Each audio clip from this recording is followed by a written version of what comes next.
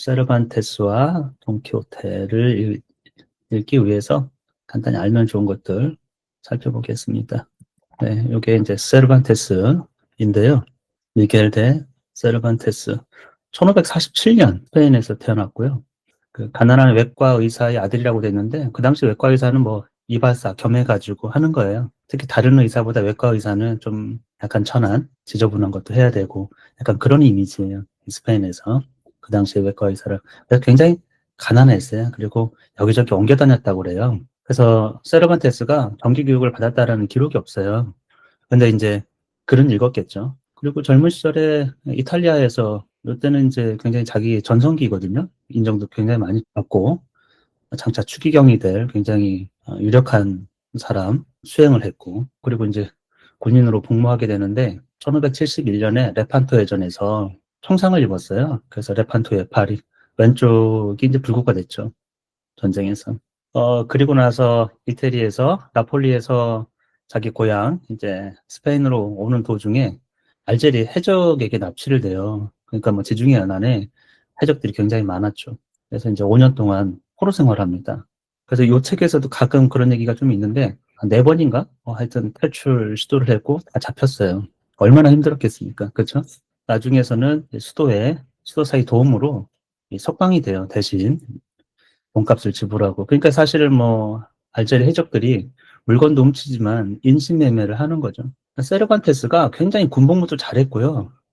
하여튼 유능했어요. 그래서 나폴리 총독의 추천장도 있었고 인생이 피할 수 있었 굉장히 이제 성공할 수 고향으로 돌아가서. 근데 그냥 납치돼가지고 그런 것도 다 무효가 되고 자기가 여지까지 젊어서 쌓아왔던 것들이 다 물거품이 됐거든요. 포로 생활의 고통도 이만저만이 아니었을 것이고. 가족에게 돌아왔을 때 이제 가족들도 너무 빈곤한 거죠, 사실은. 자기가 없는 사이에. 귀국 후에 고단한 삶을 산 것으로. 그래서 이제 세금 징수원 일을 했는데 우리가 지금 세금 징수원은 국세청 직원 같잖아요. 근데 그런 건 아니고 옛날에는 그런 국세 업무가 체계적으로 그런 게 없어요. 그러니까 굉장히 사람들한테 욕먹는 직업이에요. 돌아다니면서 세금 걷는 게 굉장히 힘든 일이기도 하고 비천한 생활이고요. 근데 뭐 거기에 뭐 여러 가지 불운이 겹쳐가지고 공금 횡령이라든지 교회 무슨 자산을 어떻게 빼돌렸다든지 돈을 맡긴 은행이 파산해가지고 그에 대한 책임을 지고 또 투옥되기도 하고 엄청 많이 투옥됐어요. 경제적 어려움은 물론이고. 그래서 감옥에서 이제 돈키호테를 구상했다고 알려지고 있거든요. 아마도 제 생각에 이 미친 세상, 이 세상이 제대로 돌아가지 않는다라는 생각을 했던 것 같아요. 그래서 광기, 돈키호테라는 인물에 대한 아이디어를 얻었고 1605년에 일권을 출간해서 큰 성공을 거둬요. 근데 뭐 세르반테스가 돈을 버는 데는 운명은 비껴나가가지고 너무 가난하니까 빚 때문에. 그래서 이제 뭐 출판권도 좀 싸게 넘기고 그리고 또 해적판이 막 돌고 있어가지고 그런 것으로 돈 벌기는 좀 어려웠죠. 사실 이때 뭐 책을 써가지고 돈 버는 거는 좀 어려웠을 거예요. 유명해지고 명예를 얻긴 하지만. 그리고 10년 뒤에 1615년에 이 권을 출간합니다. 그리고 1616년. 그러니까 이 작가들은 보면은 자기 책, 그러니까 굉장히 뭐랄까 수준 높은 책 그거 쓰고 한 1년 만에 죽은 것 같아. 우리 단테 신곡에서도 봤잖아요. 그렇죠? 아무튼 그래서 그 다음에 사망을 합니다. 섹스피어하고 같은 날 또는 하루 차이로 사망한 것으로. 섹스피어보다 세르만테스가 조금 나이가 많은데 죽는 날은 같아요. 엄청 고생을 하고 그 사람이 광기 어린 시대에 돈키호테 같은 그런 인물을 창조할 수 있었던 그런 작가의 배경이 있었고 또 시대적 배경은 스페인이 사실은 이제 대서양을 발견하고 은과 금이 넘쳐났잖아요. 그래서 유럽을 이제 호령하는 일종의 이제 제국이죠. 사실 다른 대륙까지 다스렸으니까. 근데 그게 오래 가지 않습니다. 16세기 1490 몇 년에 신대륙 발견하잖아요. 그렇죠? 그리고서 이제 스페인이 강국이 되는데 근데 그리고 얼마 안 있어가지고 또 시들어요. 그래서 세르반테스가 살았던 시기는 유럽 최강국에서 영국에게 이제 해전에서 패하는 그런 일까지 있었기 때문에 자기 생애에서 제국의 몰락을 그대로 경험하게 돼요. 국력이 서서히 기울던 시대에 책을 쓴 것이고요. 그리고 또 하나가 스페인은 굉장히 독특한 지역입니다. 유럽에서 보면 서쪽 끝이거든요. 근데 거기는 오랫동안 이슬람의 지배를 받았어요. 북부 아프리카도 그렇고 이슬람 세력이 뭐 사실 지배했죠. 그리고 이제 여러분이 북부 아프리카 지브롤터에 보면은 거의 붙어 있잖아요. 스페인도 이슬람의 지배를 수백 년 동안 받았는데, 그리고 유대인들이 거기 반이 정착했어요. 유대인들이 유럽 서쪽 끝에 박해를 피해가지고 아이러니한 거죠. 그래서 이게 약간 민족의 용광로 같은. 근데 그래가지고 또 발전했어요, 스페인이. 그리고 유럽 역사에서 이슬람의 서적 또 철학 이런 것들이 스페인에서 많이 번역이 됐거든요. 스페인이 어떻게 보면 문화적으로 이제 강국이 될 수 있는 약간 그런 기틀도 그 안에 있었거든요. 그런 이제 세르반테스가 살았을 때는 이제 이슬람 세력을 다 몰아냈던 것이고, 이게 또 희한하게 스페인은 이슬람 세력을 수백 년 동안 전쟁하고 몰아내려고 하는 통에 굉장히 이제 그 세월 동안 이슬람 몰아내고서 자기들이 정통성이랄까, 그러니까 이슬람에 대항해가지고, 그리고 유럽은 다른 국가들이 질이 멸멸했기 때문에 오스만 투르크와의 전쟁이나 이런 것에 이제 스페인이 더 열을 올렸어요. 그리고 그 안에서도 종교의 순수성 이런 것들을 굉장히 강조해가지고 유대인들 있죠. 유대교를 믿는 유대인들 쫓아냈습니다. 스페인이 그래가지고 좋은 인력들, 특히 상업에 금융 상업에 발전했던 유대인들을 다 쫓아내면서 제국이 좀 몰락하는 길을 걸었고, 그 사람들이 다 네덜란드로 이주를 했어요. 그래서 우리 스피노자랑 이런 사람들이 다 그 후손들인데, 또 무어인들이 나오거든요. 무어인들은 이슬람 사람들이에요. 그러니까 이슬람을 믿는 유럽인이라고 볼 수도 있고 북부 아프리카 사람. 흑인이라기보다는 여러분이 북부 아프리카만 보면 흑인이라고 보긴 좀 어렵거든요. 지중해 사람 그런 느낌이 있거든요. 하여튼 그 무어인들, 이슬람을 믿었던 그런 사람들도 개종을 강요했어요. 살려고 하면 개종하라는 거지, 가톨릭으로. 그렇지 않으면 이제 추방이고, 그런 시대였어요. 그래서 사실은 여러 가지로 혼동스러운 그런 시대였고요. 근대적인 이제 합리주의 사고가 상업이 발전하고 이러면서 그런 가치관이 충돌했던 그런 지역이다, 이렇게 보시면 될 것 같아요. 그리고 또 기사 소설이나 이런 것들이 유행을 했습니다, 당시에. 사회문화적 배경을 보면 첫 번째가 기사소설, 또 목가소설도 유행을 했어요. 여기서 이제 목가소설 나오거든요. 목가소설이라는 건데 양치기들, 목동들, 그들이 순수함, 그런 것들을 노래하고 자연을 찬양하고 약간 자유주의, 뭐 그런 것들이죠. 그 당시에는 약간 현실이 그렇게 좀 팍팍하고 어려우면 현실을 벗어난 그런 것들이 좀 인기죠. 그리고 종교재판, 순혈주의, 아까 얘기했지만 유럽에서는 사라지고 있었던 종교 재판이 스페인 쪽에서는 더 강화돼요. 그리고 자기들이 마치 조선이 그런 거죠. 명나라가 여진족한테 멸망했잖아요. 그래가지고 성리학, 유교를 지킨다고 우리가 이런 생각에 사로잡혀가지고 오히려 더 국수적이고 아주 퇴행적인 행태를 보이잖아요. 현실과 시대를 반영하기보다는 이상, 관념, 이념에 사로잡히는 약간 그런 것들도 있었다라는 거죠. 이 스페인에서. 책에도 나오지만 먹는 음식에서도 보면은 유대인들이나 이슬람인들은 돼지고기를 안 먹어요. 종교적으로. 근데 여기 이제 베이컨을 먹도록 돼 있거든요. 베이컨을 먹었다. 돈키호테가 먹는 걸로 돼 있잖아요. 이거는 개종했는지 여부를 그걸 테스트했다고 그래요. 그 당시에. 세르반테스도요. 개종한 유대인이었어요. 그러니까 그도 그래가지고 인생이 좀 안 풀린 것도 있다고 합니다. 하고자 하는 것들이 종교적 의심 이런 것들 때문에 개종을 했음에도 불구하고 의심하는 거죠. 사실 진짜인지 아닌지. 또 이제 엄격한 신분 사회였죠.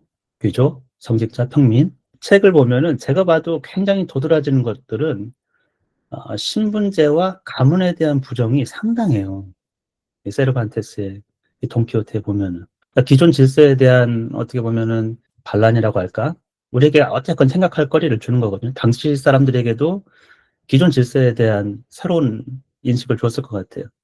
그러니까 한쪽에서는 기존 질서하고 전혀 다른 이상한 이상주의자, 광기, 그것으로 이제 현실을 이렇게 빗대어서 보니까 이 현실이 약간의 광기가 있는 거죠. 현실의 모순이라든지 이런 것들이 보이기 시작해서 아마 제 생각에는 극단적인 사례를 통해 가지고 현실의 모순을 이렇게 보여준 것 아닌가, 이런 생각이 좀 듭니다. 그리고 이제 이달고예요. 이달고. 돈키호테의 신분이. 이달고는 하층 귀족이거든요. 그리고 당시 스페인이 전쟁을 엄청 많이 했어요. 그리고 이 신분을 팔았어요. 돈 주고 쉽게 살 수 있었다고 하더라고요. 이달고라는.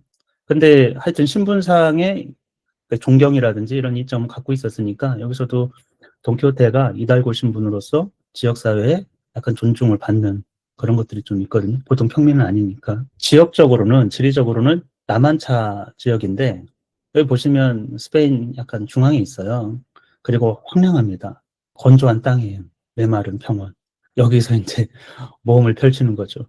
그리고 이제 풍차가 나오죠. 그리고 풍차는 이 당시에 테크놀로지예요. 산업이고 테크놀로지고 자연을 이용한 기술이라고 보시면 될 것 같고요. 돈키호테 하면 제일 인상적인 장면은 풍차에 돌진하는 거죠. 그렇죠? 가장 미치광이 같은 사제를 뭐 기사로 본다든지 뭐 이럴 수는 있는데 풍차를 거인이라고 생각한 거거든요. 아주 돌진해가지고 그런 우스꽝스러운 일이 있었죠. 등장인물을 보면 원래 이제 알론소 키아노라고 돼 있어요. 마을 사람이 구해주면서 동네 사람을 알아보면서 이름을 이제 공개하죠, 정확하게. 그래서 알론소 키아노인데 남한차의 시골 귀족 이달고이고 소설에 심취해가지고 현실을 구분 못하죠. 스스로 이제 편력기사. 편력기사는 이제 정착하지 않고 세상을 떠돌면서 몸을 행하는 거거든요. 여기서는 이제 그 당시 편력기사의 어떤 소설 형식, 사랑하는 사람이 있어야 되고 그런 거 있잖아요. 불의를 응징하고 정의를 세우고 고수를 받지 않고 여기서도 보면은 불의에 타협하지 않는 자기 세계에 빠져가지고 그게 여러 가지로 상징하는데 우리가 한번 이 책을 읽으면서 자기 자신에게 어떤 느낌으로 오는지 각자 다를 거라는 생각이 좀 들거든요. 숭고할 수도 있고요. 우스꽝스러울 수도 있고 나이에 따라서 또 다른 해석을 할 수도 있지 않을까 이런 생각이 좀 듭니다. 그리고 산초 판사죠. 이 사람이 직업이 판사가 아닙니다. 어떤 사람은 판사라고 생각하는데 농부예요. 예, 스페인 말로 그냥 산초 판사인데 가난한 농부이고 돈키호테하고 이웃이죠. 예, 돈키호테가 꼬십니다. 내가 영주 시켜주겠다고 섬의 영주. 아주 그 말에 속아가지고 예, 믿었죠. 그렇게 될 거라고. 그러니까 일종의 어떻게 보면 신분에 대한 신분 상승의 욕구 그런 것들에 대한 인물이죠, 사실. 보통 사람이 갖고 있었던. 이 사람은 굉장히 현실적이다, 현실주의자. 근데 좀 섞여 있어요. 가만히 보면 특성이 믹스돼가지고 정확히 뭐라고 하긴 좀 어렵거든요.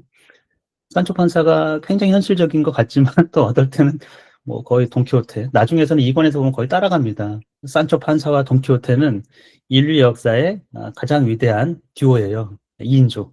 이상주의자와 이제 현실주의자. 둘 사이에 특히 대화를 통해서 대화가 굉장히 맛깔스럽거든요. 특히 산초 판사의 그 대화가 우둔한 듯 하면서도 굉장히 재치 있고 재미있고 지금 보면 뭐 코미디 소재 같은 약간 그런 것들도 있어요. 그래서 둘이 다니면서 모험을 떠난다. 서로에게 영향을 주고받는다.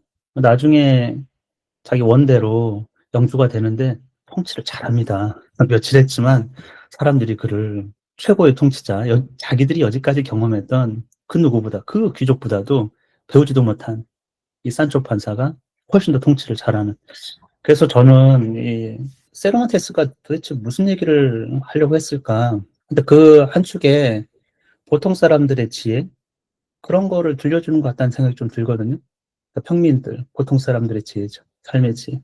거기에는 서로가 서로를 위해주는 또 사랑, 또 보살핌. 이게 이제 대가를 바라지 않는 그런 것들이 꽤 많이 나와요. 그런 상식을 가지고 인생을 보살피면 통치를 잘하는 거죠. 근데 이 당시에 귀족들이나 지배층은 그런 게 아닌 거예요. 어떻게 보면은 이념에 사로잡혔다거나 기존 관습에 사로잡혔다거나 백성들의 삶을 보는 건 아니잖아요.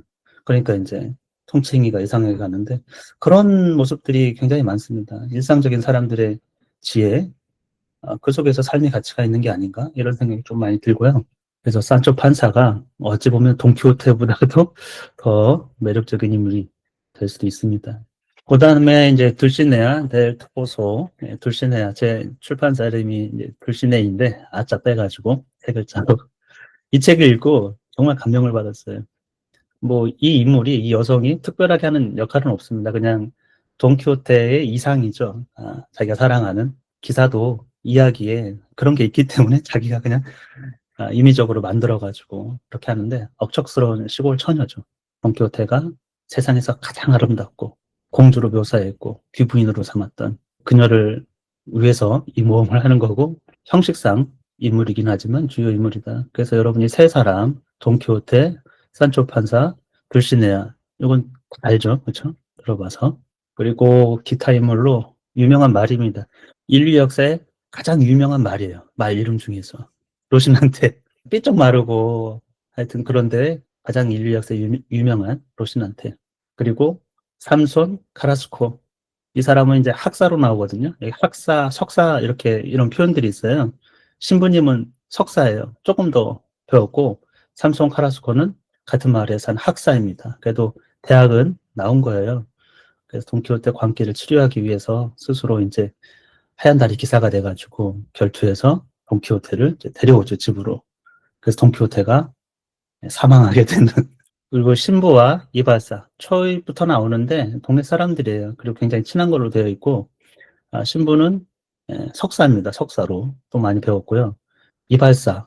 그러니까 이발사도 사실은 이제 외과 의사랑 뭐 같은 직업이라고 봐도 되거든요. 그러니까 자기 아버지, 어떻게 보면 동네에서 이제 흔하게 있는 사람들이라고 보시면 될 것 같고, 돈키호테를 엄청 걱정합니다. 마을로 데려오기를, 또 치료하기를, 광기가 있기 때문에. 근데 여기서 이제 우리가 보면은 광기를 가장 심한 광기, 그거를 두 사람이 하거든요. 분석행위처럼 책을 다 불태워요. 근데 그 책들이 가만 보면 이 재산으로도 굉장한 재산이거든요. 가치도 굉장히 있는 것이고, 뭐 기사 소설만 있는 건 아니에요. 또 보면은 아무튼 그걸 다 불태웁니다. 어떻게 보면 이성의 판단을 가지고 뭔가 이렇게 막 그 기준을 세워서 책을 불태우는 것 같은데 그 판단 기준이 굉장히 이상하거든요. 그리고 이성을 통한 어떻게 보면 광기, 역사에서 그런 것들이 있고 이 시대에 특히 검열 그런 게 상당히 심했어요. 그런 것에 대한 비판일 수도 있고 종교 재판에 대한 비판일 수도 있고. 그러니까 어떤 관념 체계, 선이라고 사회가 규정하고 거기에 맞추라고 거기 벗어나는 건 허용하지 않는 그런 사회에 대한 이제 어떻게 보면 비판이 이 두 사람을 통해서 이루어지죠. 자, 그러면 이 정도 우리가 배경 지식에 대해서 보고요. 이 서문이 21쪽에 있는데 되게 유명해요. 여러분이 서문 보면 이런 서문이 없었을 거예요. 그래서 세르반테스가 얼마나 기발한 사람인지 서문은 사실 책을 다 쓴 다음에 쓴 거로 알려지고 있거든요. 그래서 이 책에 대한 간략한 소개, 뭐 작가의 의도 이런 것들을 좀 설명해주고 있는데 여기서도 허구적 인물이 나오죠. 익명의 친구가 나와가지고 이런저런 조언을 해주는데 그렇죠? 허구적 대화. 사실은 또 다른 자아야. 세르반테스 자아. 그리고 이거는 기사소설의 허구성, 그거를 폭로하겠다라는 거 아닙니까? 당시에 기사소설, 뭐 목화소설 이런 것들. 이제 그런 것들이 이제 유해하다. 새로운 매체에 대해서 유행하는 것에 대해서 유해하다. 이런 딱지는 어느 시대나 붙여요. 젊은이들이 탐독하고 이러고 있으면은 그렇지 않습니까? 특히 이제 뭐 그 당시 스페인 생각해 보면은 종교 재판 있고 뭐 이런 시대. 근데 그런 더 허구적인 얘기를 쓰고 있어요. 그렇죠? 그것에 대한 비판인데 이 책은 더 허구적이에요. 새로운 실험들이 굉장히 많습니다. 그래서 이 작가 세르반테스, 이 작가는 이 책의 작가는 자기는 그냥 소개한 사람이에요. 이거를 제가 쓴 게 아니고 원래 아랍 역사학자가 쓴 거를 자기는 소개한 정도 이렇게 표현을 하고 있거든요. 그리고 진짜 저자는 시데 아메데 베냉헬리라는 사람이고 책 속에 자기 자신을 비평하기도 하고 자기 작품을 비평하기도 하고 다른 작가를 내세우고 다른 번역자를 내세우고 그런 식으로 이제 어떤 신빙성을 강화하려고 하는데 아우고죠 사실은 어떻게 보면. 그래서 이게 어디까지 믿어야 되나 뭐 이런 식의 아주 복잡한 설계를 좀 해놨어요. 마치 돈키호테가 현실과 허구를 구별하지 못하잖아요. 이 책을 읽는 독자에게도 그런 경험을 좀 시켜주는 그런 느낌이 없지 않아 있거든요. 서문에서도 좀 인상적인 거는 당신의 영혼은 24쪽에 보면은 당신 자신의 몸속에 간직되어서 세상 누구에 못지않게 자유의지를 가지고 왕이 거둔 세금이 왕이 것이듯 당신도 당신 집안에서 주인이 될 수 있습니다. 이런 모든 것이 당신을 배려와 의무로부터 자유롭게 할 것이며 당신이 나쁜 의견을 가졌다고 해서 욕을 먹거나 좋은 의견을 가졌다고 해서 상을 받거나 할 염려 없이 생각하는 대로 이 이야기에 대해 무슨 말이라도 알 수 있습니다. 독자가 누구의 검열, 누구의 판단, 비평이 아니고 자유롭게 자기 생각을 얼마든지 할 수 있다는 얘기예요. 그러니까 하나의 주제 중에서도 자유, 기존의 사회 권력으로부터의 자유, 그런 것들도 상당히 있고 새로운 독자, 이게 근대적 독자를 양산했다. 근대적 작가이기도 하고 독자에 대해서도 자기 주관대로 해석하기를 원하는 거예요. 세르반테스는 이 책에 대해서.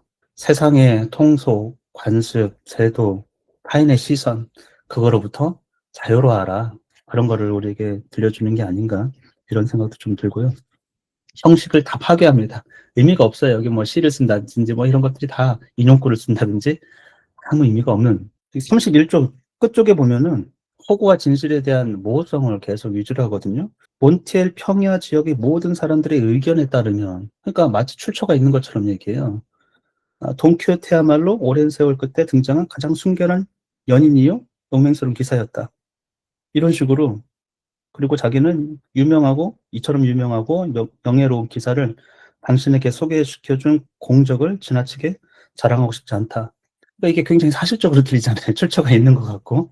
그렇죠? 그리고 자기는 쓴 게 아니고 작가가 아니고 소개해 준 거예요. 약간 그런 식으로 이런 장치들을 여러 개 줬거든요. 그러니까 사실성을 부여하는데 다 허구란 말이에요. 이 모든 것이 그런 장치를 써가지고 모호하게 만드는, 독자가 정말 돈키호테와 같은 체험을 하게 하는 그런 게 아닌가? 또 하나는 검열을 피하기 위한 여러 가지 방법 중에 하나였다. 그냥 천재적인 방법 중에 하나였다. 이런 얘기도 하고 있습니다. 제 1장으로 바로 가면 이달고라고 했죠. 시골 귀족. 위대한 문학 작품은 첫 줄에 어떻게 썼느냐, 이런 거거든요. 그다지 오래되지 않은 옛날, 이름까지 기억하고 싶지 않은 라만차 지방의 어느 마을에 이렇게 돼 있어. 시골 귀족이 살고 있었다. 그래서 여기는 지역도 특정하지 않았어. 어느 마을, 이런 식으로. 이름도 특정하지 않았어요. 시기도 특정하지 않았어요. 다 모호합니다. 뭔가 이렇게 구체성이 없어요. 그리고 이 사람에 대해서 양고기보다 쇠고기를, 그렇죠, 그런 전골 요리, 그건 가난하다는 뜻이에요. 양고기가 훨씬 더 비싸기 때문에. 살피콘 요리라고 돼 있잖아요. 그거는 이제 고기가 나오면 재활용 요리예요. 우리도 재활용 요리 같은 거 있잖아요. 그것도 이제 빈곤하다라는 얘기고, 토요일에는 베이컨을 먹지 않습니까? 계란하고. 그래서 이것이 특히 베이컨 같은 경우에는, 그러니까 유대인이 개종을 했다고 했는데 말은 그러죠. 여기서 추방당하니까 나는 개종을 했어. 그래도 이걸 시험하는 거예요. 진짜 먹는지를.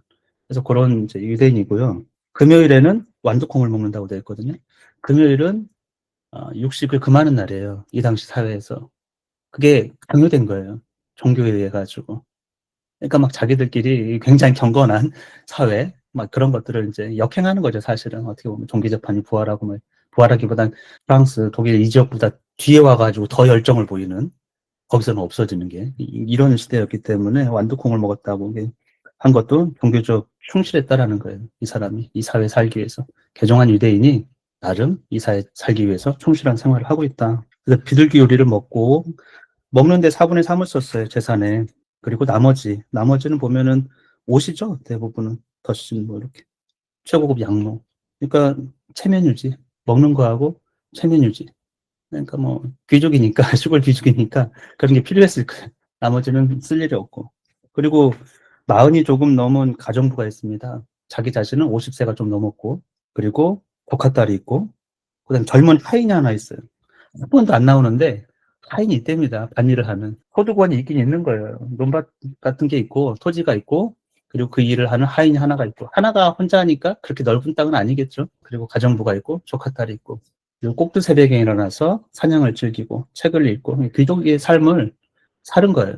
엄청 부자는 아니지만 그냥 시골 귀족으로서 우리 옛날 시골 양반 아침에 일어나서 뭐해, 그러면 그런 걸 하는 것처럼. 그리고 이름도 키하다, 해사다, 뭐 캐하나 뭐 이렇게 불특정하게 계속 얘기를 하고 있거든요. 작가마다 다르다. 글을 쓰는 작가마다 다르다. 이 사람이 유명하기 때문에 이 지역에서 그런 식으로 계속 사실성을 부여하는데 굉장히 모호하게 이게 사실인지 계속 의심하게 만들어요, 우리를. 그래서 어떻게 보면은 독자여 의심하고 읽어라, 이런 느낌을 계속 줘요. 대중매체 비평 같은 느낌을 주죠. 그런데 광기가 지나쳐서 기사도책에 너무 빠져가지고 이 광활한 논밭을 팔았다고 돼 있어요. 광활하지는 않을 것 같은데, 아무튼 논밭을 팔고 그것을 팔아서 책을 샀습니다. 이게 100권 이상이 책이 있다고 했기 때문에. 그러니까 현실을 팔아서 환상을 산 거예요. 환장하는 일이죠. 여러분 자제가 100만 원 주고 아이템 샀어. 뭐 이런 거랑 비슷한 겁니다. 현실을 팔아가지고 이상 세계 필요한 것들을 이렇게 산 거죠. 그래가지고 판단력을 잃어버리고 잠을 쥐세우고 우리 게임하는 거랑 똑같지 않습니까? 그래서 이 책을 어떻게 보느냐, 새로운 미디어거든요.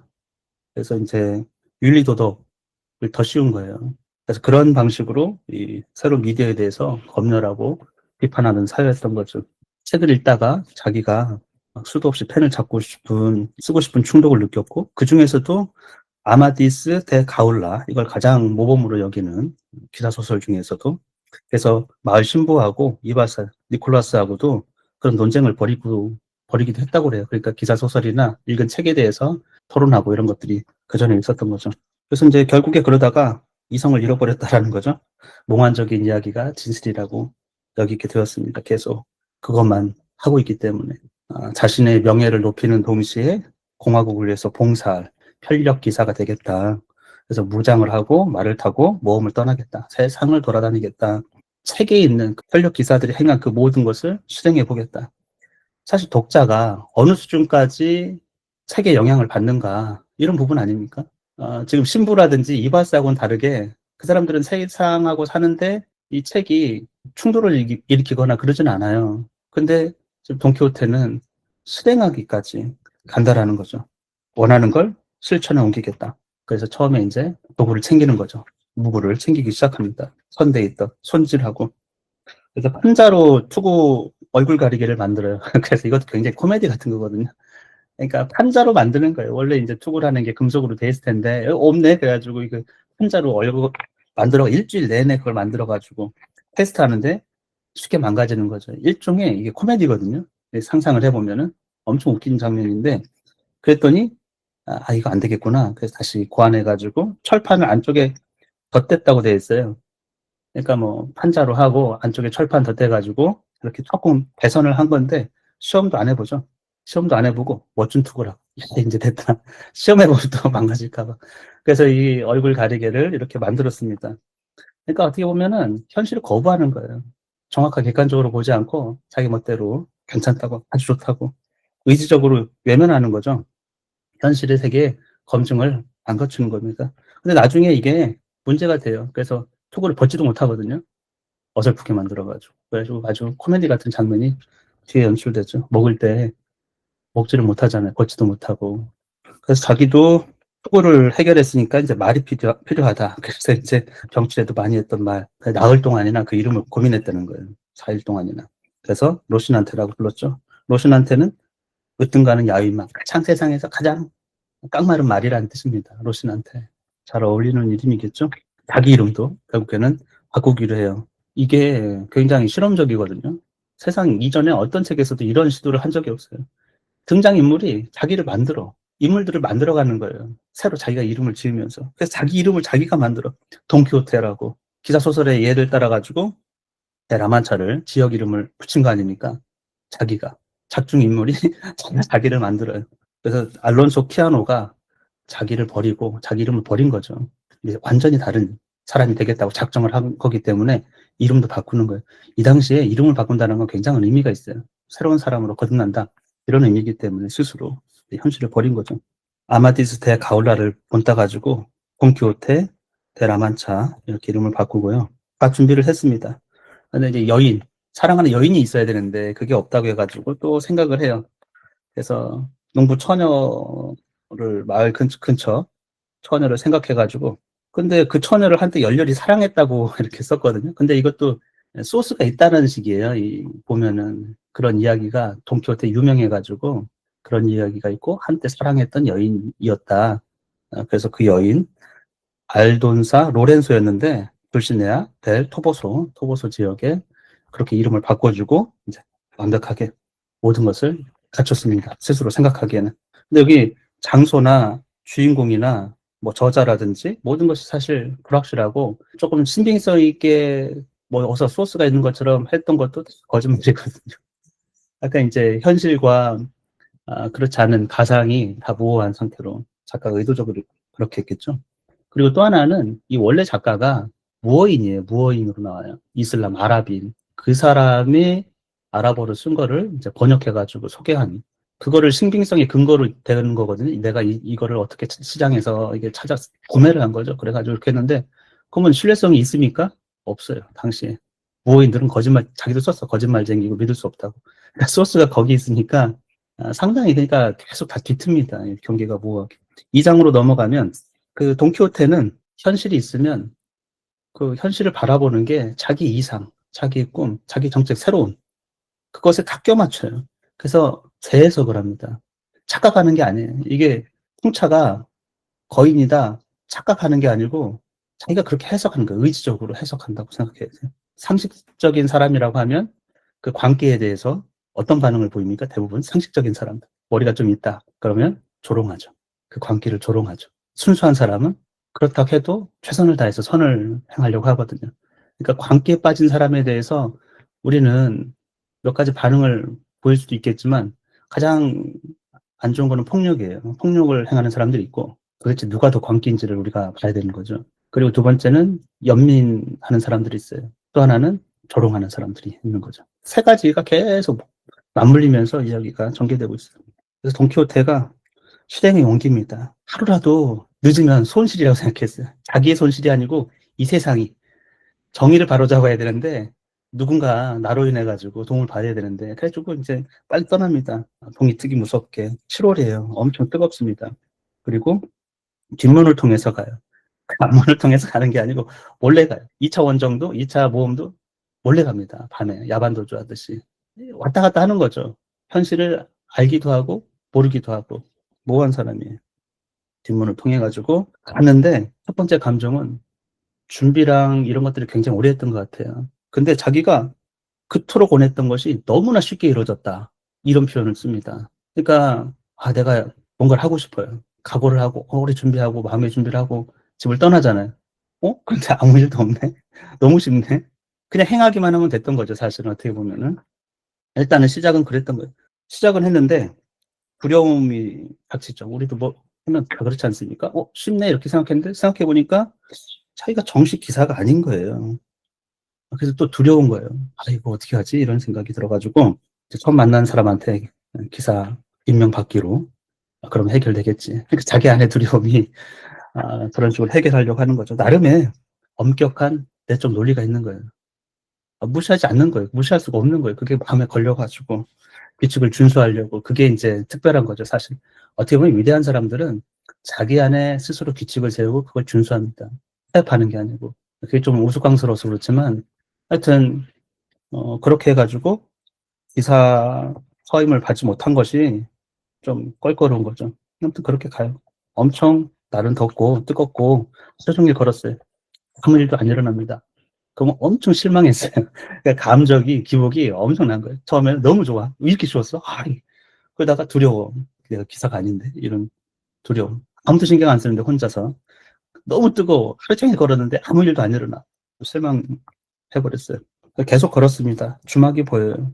주막에 갔거든요. 근데 창녀들이 있어요. 두 젊은 여인들이 있었어요. 마부 몇 명이 있었고. 그들은 이제 세비야로 가는 중에 주막에 묵게 된 사람들인데, 여기서부터 현실 인식이 이상한 거죠. 주막이 성이라고 생각했어요. 그래서 성에 들어왔다, 내가 기사가. 그래서 막 뿔나팔 불고 도착을 알려야 되는데, 그게 없어. 주저하다가 안으로 들어갑니다. 거기 핑계는 이제 로신한테가 또 피곤하기도 하고 그러니까. 그래서 아가씨들을 만났는데 창녀죠. 귀부인이라고 생각했어요. 돼지치기가 돼지들 이렇게 보내느라고 뿔라파를 붑니다. 돼지 땜이 불었는데 그게 자기를 위해서 성에 도착한 기사를 환영하는 약간 그런 걸로 생각하고 들뜹니다. 여기서 사람들이, 여인들 특히 완전 무장하고 방패를 쓰고 이렇게 있어가지고 반응은 대체적으로 어떻습니까? 두 가지거든요. 공포, 두려움, 갑작스러운 두려움. 두 번째는 웃음이거든요. 대체적으로 우스꽝스럽다. 처음에는 두렵다. 두 번째는 우스꽝. 그 둘 중에 하나의 반응을 보이죠. 근데 돈키호테가 그 창녀를 보고 아가씨라고 합니다. 고귀한 자태가 흐른 아가씨들이라고. 그래가지고 그녀들이 웃음을 참지 못해요. 그 자체에서. 근데 여러분이 생각해 보시면 창녀는 완전히 멸시받습니다. 여성도 약한데 그 중에서도 창녀야. 창녀가 되기까지는 뭐 집안도 합리할 것이고, 무시당하는 존재죠, 사실은. 어떻게 보면. 남자들의 세계에서. 근데 돈키호테는 귀분이라고 얘기를 하고 있어요. 아가씨들. 이렇게 아주 존칭을 써주고 있고. 그래서 이해할 수 없는 말과 기이한 행동. 그래서 자꾸 웃음이 나요. 그때 돈키호테가 자꾸 웃으니까 노여워요. 나를 비웃나? 왜냐하면 처음 나가서 마주치는 사람이기 때문에 킥킥거리고 웃으니까. 그 웃음이 좋아서 웃는 게 아니고 희덕거리고 그런 거라고 느꼈겠죠. 근데 이제 그때 주인이 와가지고 얘기를 합니다. 잘 곳을 찾는 것 같으니까. 근데 되게 이상한 거는 침대를 제외하고는 다 있다라는 거예요. 근데 중학인데 자야 되는데 침대는 없다라는 거예요. 아무튼 그것도 이상하죠. 뭔가 이제 마법세계 한 것 같은 느낌? 모든 것이 완벽하게 갖춰져 있다고 이렇게 돼 있어요. 근데 이 사람은 도둑입니다. 사악한 자라고 돼 있어요. 근데 그렇게 사악한 짓은 안 해요. 우리가 이제 여관집 주인이다 그러면 그런 스테레오타입 같은 게 있는 거죠. 돈을 밝히고 삥 뜯고 이렇게 해가지고 뭐 더 이렇게 옵션 넣어가지고 더 하고 그런 거 레미제라블 보면 나오잖아요. 화장실 쓰려면 돈 받고 뭐 이런 거 세면 되려면 돈 받고 막 이런 것처럼. 아무튼 그렇진 않은데 두 여인이 이 투구를 벗겨주려고 하는데 안 돼요. 벗길 수가 없어요. 아까 조잡하게 만든 자기가 얼굴 가리기 때문에 그랬을 거예요. 얼굴 가리기 하고 이제 끈 이런 것들 때문에. 그래서 아주 그냥 밤새도록 그 투구를 쓰고 있어야 되는데 그 장면에서 돈키호테는 또 완전 착각에 빠지는 거죠. 귀부인들이 자기를 시중 들고 있다 이렇게 생각하고 있는 거예요. 얼굴을 이렇게 벗겨주고 있으니까. 근데 이 창녀들이 뭐 좀 먹어야 되지 않느냐고 이렇게 물어봐요. 그러니까 이 창녀들은 세상에서 가장 밑바닥이지만 사람을 따뜻하게 대한다고 할까? 네, 그런 것들이 좀 있습니다.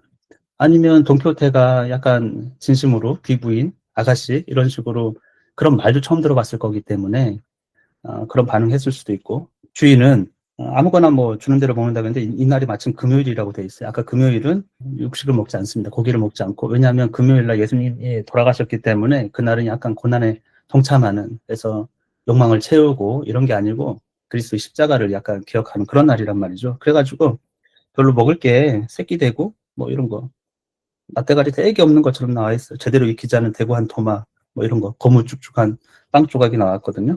양념도 잘 배지 않은. 아마 어쨌건 금요일 날은 그렇게 성찬을 하는 게 아니고 아주 소박한 보통은 식사를 하고.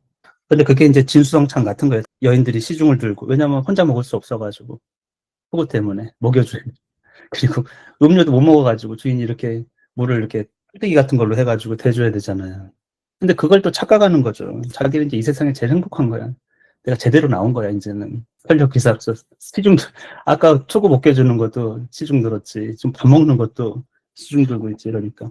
그래서 귀부인들의 시중과 훌륭한 만찬이라고 생각해가지고 완전한 성공.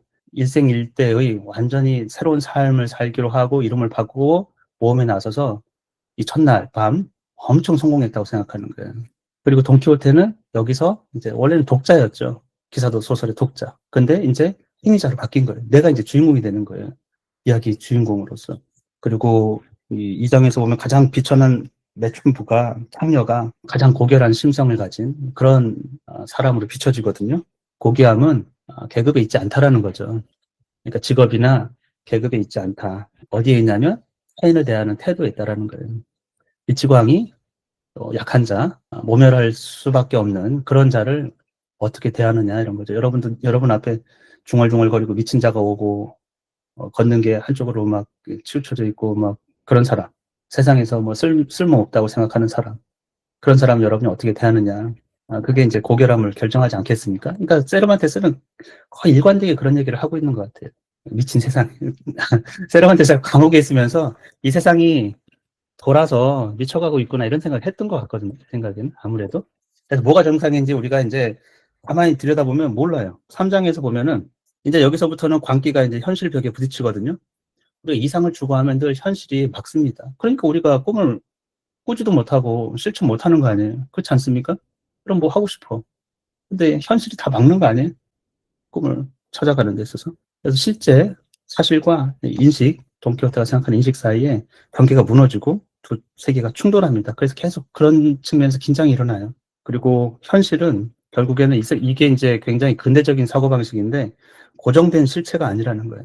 각자의 관점과 의지에 따라서 다르게 구성된다라는 거예요. 근대 인식론입니다, 이게. 굉장히 철학적으로도 보면은 아주 세련되어 있고 시대를 앞서간다고 생각하는 거예요. 그러니까 객관적 현실이라고 우리가 있다고 생각하고 거기에 맞춰야 된다고 생각하지만 그게 아니에요. 그 구성한다는 거예요. 우리 인식이 그것을. 그런 것들은 이제 제3장부터 본격적으로 또 보여주죠. 그래서 여기서는 이제 기사 서품을 받게 되지 않습니까? 여관에서. 그래서 나는 기사다. 그냥 믿음이고 자기 불안이 어느 정도는 있는데, 근데 이제 사회적으로 공인된 기사이고, 그래서 나는 객관성을 확보한 기사라고 자기가 완전히 인식의 개선이 이제 되는 부분이고요. 정체성이라는 측면에서 볼 수 있거든요. 나는 누구인가? Who am I? 지금 세상에서는 여러분이 누구냐, 당신 누구요? 그러면은 직업을 얘기하시겠죠. 옛날에는 가문을 얘기했는데 내가 무엇을 하고 있는가.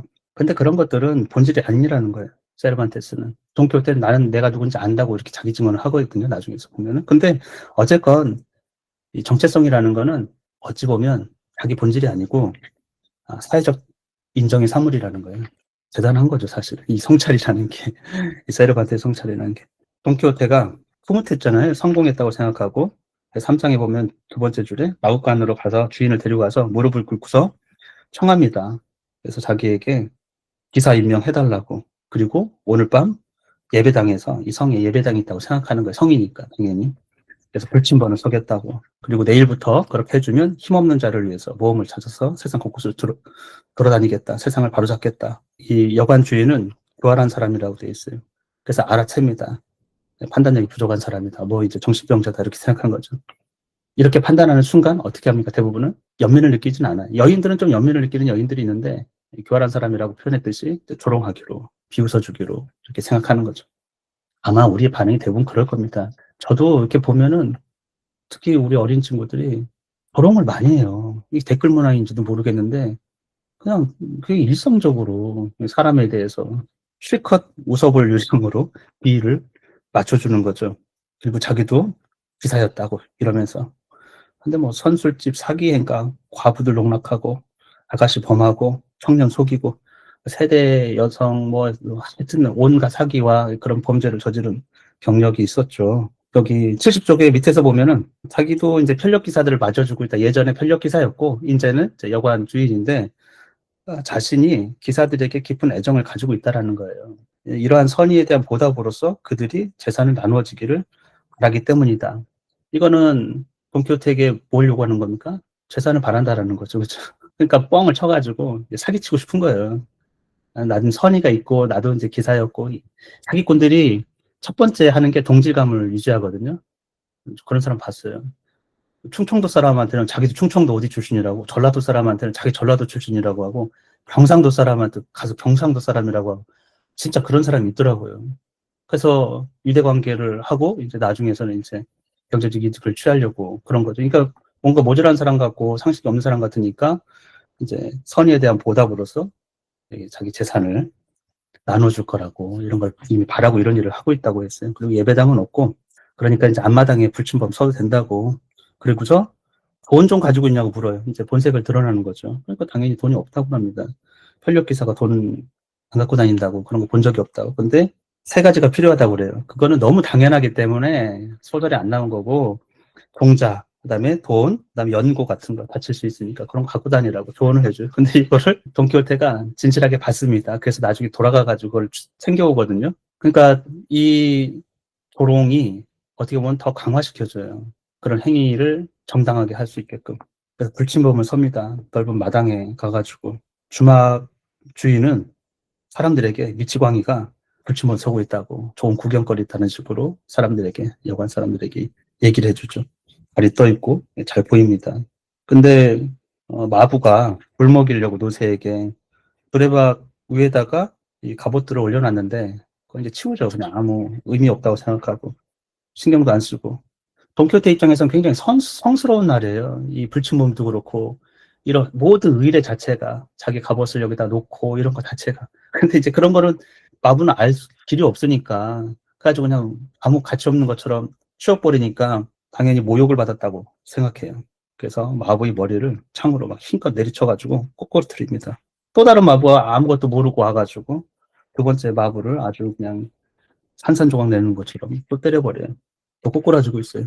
그래서 마부들이 가까이는 못 가고 멀리서 돌 세례를 던졌다고 돼 있잖아요. 그렇죠? 그러니까 이제 자기 행위나 이런 것들이 동키호테는 세상 진지한데 다른 사람들은 영문을 모르는 거예요. 소통이 안 되는 거거든요. 그래가지고 충돌이 일어나게 되는 거고, 돈키호테가 막 우렁차게 소리내고 패기만만해가지고 기세에 등등한 거예요. 아직은 실패를 경험하지 않아가지고 모든 게 잘 되는 것 같은 겁니다. 지금 돈키호테 입장에서는 오늘 불침범을 서면 기사 서임도 받고 그런 순간이기 때문에, 그래서 마부들이 움츠러들었다고 돼 있어요.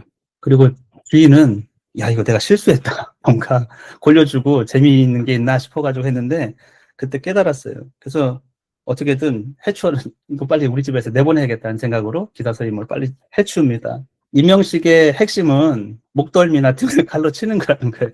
그래가지고 의식을 빨리 끝내기를 원하고 둘 다 빨리 끝내기를 원하는 거예요.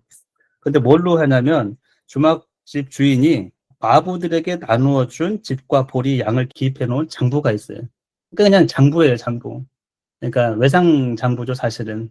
돈을 바로 받는 게 아니고 며칠 머물지도 모르고 그러니까 말이라든지 뭐 하여튼 이 숙박하는 사람들에 대한 이 장부거든요. 얼마나 뭘 줬고 이렇게.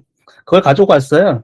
그리고 양초 애들한테 소년한테 들고 오게 하고 두 여자, 창녀 두 여자에게 서포트 하라고, 그리고서는 경건한 기도를 드리는 듯이 근데 장부를 읽어나갑니다. 정말 우스꽝스러운 거거든요. 아마 코미디 했으면 마치 중얼중얼을 하긴 했어요. 우리 그러잖아요. 막 근데 잘 들어보면 중국말 뭐 코미디 같은 것도 있잖아요. 잘 들어보면 굉장히 개그스럽잖아요. 그러니까 뭐 누구누구 노세에게 뭐 300외를 오저오저 이러면서 이제 계속 내받으시 뭐 했을 수도 있고 굉장히 우스운 장면이거든요. 그런데 세상 진지한 거는 이제 돈키호테 무릎 꿇고 그러고 있는 돈키호테이고, 그리고 굉장히 세게 후려쳤어요. 그러니까 이게 코미디죠. 세게 후리치고 뭐 아플 텐데도 꼭 참고 있고 뭐 이런 거죠. 의식이 행해지는 순간순간마다 웃음이 터져 나왔다고 돼 있습니다. 그 여자들도 있고 다 있잖아요. 금보 이제 완전 코미디 한바탕 하는 건데, 그리고 그 선한 여자라고 돼 있어요. 창녀를 보고 세르반테스가 그 선한 여자들이 얘기합니다. 하나님의 은총으로 행운이 기사가 되시고 싸움에서도 언제나 행운이 함께 하시길 빕니다. 이런 식으로 얘기를 해줘요. 웃기긴 하지만 그래도 이 사람 세상 진지하니까 그렇게 얘기를 해주니까 돈키호테가 얼마나 그냥 심정적으로 그쵸? 올라오겠습니까? 그거 상상할 수가 있을 거예요. 자기가 그녀들을 모시겠다. 근데 그녀들이 자기 출신 그런 걸 얘기해요. 자기는 뭐 구두수성공 딸이다 이렇게 얘기도 하고 방앗간집 딸이다 이렇게 얘기도 하거든요. 근데 그런 것들이 안 들어와요. 자기는 이 귀부인이라 생각하고. 그러니까 현실의 정보가 자기가 의지적으로 취사 선택을 막 하는 거죠. 어찌 보면은 이런 거를 보면서 사회적 신분 그런 것에 관계없이 직업에 관계없이 서로를 존중하는 그런 장면을 우리가 좀 볼 수 있는 거죠, 사실은. 그 사람의 사연이 어찌하든 간에 전례 없이 번개불에 콩 구워 먹듯이 급하게 끝나버렸습니다. 그랬더니 뭐 은혜에 감사한다고 엄청나게 많은 말을 장황하게 늘어놓죠. 주막 주인도 장황하게 또 늘어놨다고 돼 있고. 근데 이제 숙박료를 달라고 말도 못 꺼냈어요. 이제 복적은 빨리 보내는 거기 때문에 여기서 뭔가를 더 하기 어려운 거예요. 첫 번째 여기까지는 돈키호테의 계속된 승리이죠. 그렇지 않습니까? 완전히 여기서 돈 얘기도 못 꺼내봤고 이득을 챙기려던 주막집 주인보다 이 돈키호테가 어떻게 보면 승리를 한 거죠. 그렇죠? 자기 의지를 관철했고 모든 필요한 걸 다 채웠기 때문에 이 사람은 놀려볼까 하다가 재미는 있는데 이게 좀 심각한 상태로 가니까 사람이 죽을 수도 있고 그래가지고 이제 돈도 못 받고 빨리 돌려보냈습니다. 사장에 보면은 기사 서임이 끝나서 이제 그 돈키호테가 처음으로 이제 임무를 수행하게 하는 장이거든요. 근데 여기서는 이념 또는 자기 이상 그것이 현실에 투사했을 때 생기는 문제들, 현실하고 계속 트러블이 일어납니다. 그리고 또 하나는 현실을 무시한 그런 선한 의도, 이게 과연 선인가? 여기 이제 매맞는 소년이 나오잖아요. 임금 체불이거든요, 일종의. 그래가지고 이제 과연 이 사회적 약자를 위한 그러니까 의도가 있는데, 근데 현실을 완전히 무시해요. 돈키호테는 그런 복잡한 이런 것들을 보지 않아요. 자기 행위로서 자기 만족적인 어떤 행위를 하거든요. 자기는 너무 뿌듯해요. 정의를 바로 세웠다고 생각해가지고. 근데 현실은 약자에게 안 좋아지죠. 그런 얘기를 보고 있어요. 사회적 약자를 더 실질적으로 파괴하고 있다. 그래서 현대에도 이런 일이 많이 일어나거든요. 사실은 관념적이고 이상주의적으로 현실의 문제를 개입해가지고 오히려 사회적 약자를 더 힘들게 하는 사례들이 있다라는 거예요. 아무튼 정식 기사 서임 받고서 생각한 거는 아이고 돈도 필요하고 옷도 필요하고 또 필요한 거 주인의 충고에 따라서 종자도 필요하고 그래서 집으로 가겠다고 생각해요. 로신한테는 신이 났습니다. 어디로 갈지 등에 아닌 것처럼. 그쵸? 집에 가서 먹고 싶은 거예요. 근데 소리가 들립니다. 그래서 너무 기뻐요. 이렇게 빨리 임무를 수행하게 됐다. 이제 자기가 기사가 됐기 때문에 뭔 일을 하고 싶은 거예요, 지금. 소년이 발가벗겨져가지고 상의가 15살 정도 됐거든요. 허리띠로 소년을 매질하고 있어요. 나무에 묶어가지고. 신이 난 돈키호테가 자신을 방어할 능력도 없는 자와 싸움 벌인다고 얼마나 비겁한지는 알려주겠다. 그랬더니 무구를 차리고 창을 들고 있기 때문에 이 농부가 주인이 겁을 잔뜩 먹어요. 죽겠구나 싶어가지고 공손하게 얘기하죠. 그래서 자기 변명을 하는데 이 아이는 내 하인이고 양떼 돌보는 하인이에요. 근데 매일 양 한 마리씩 없어진다라는 거예요.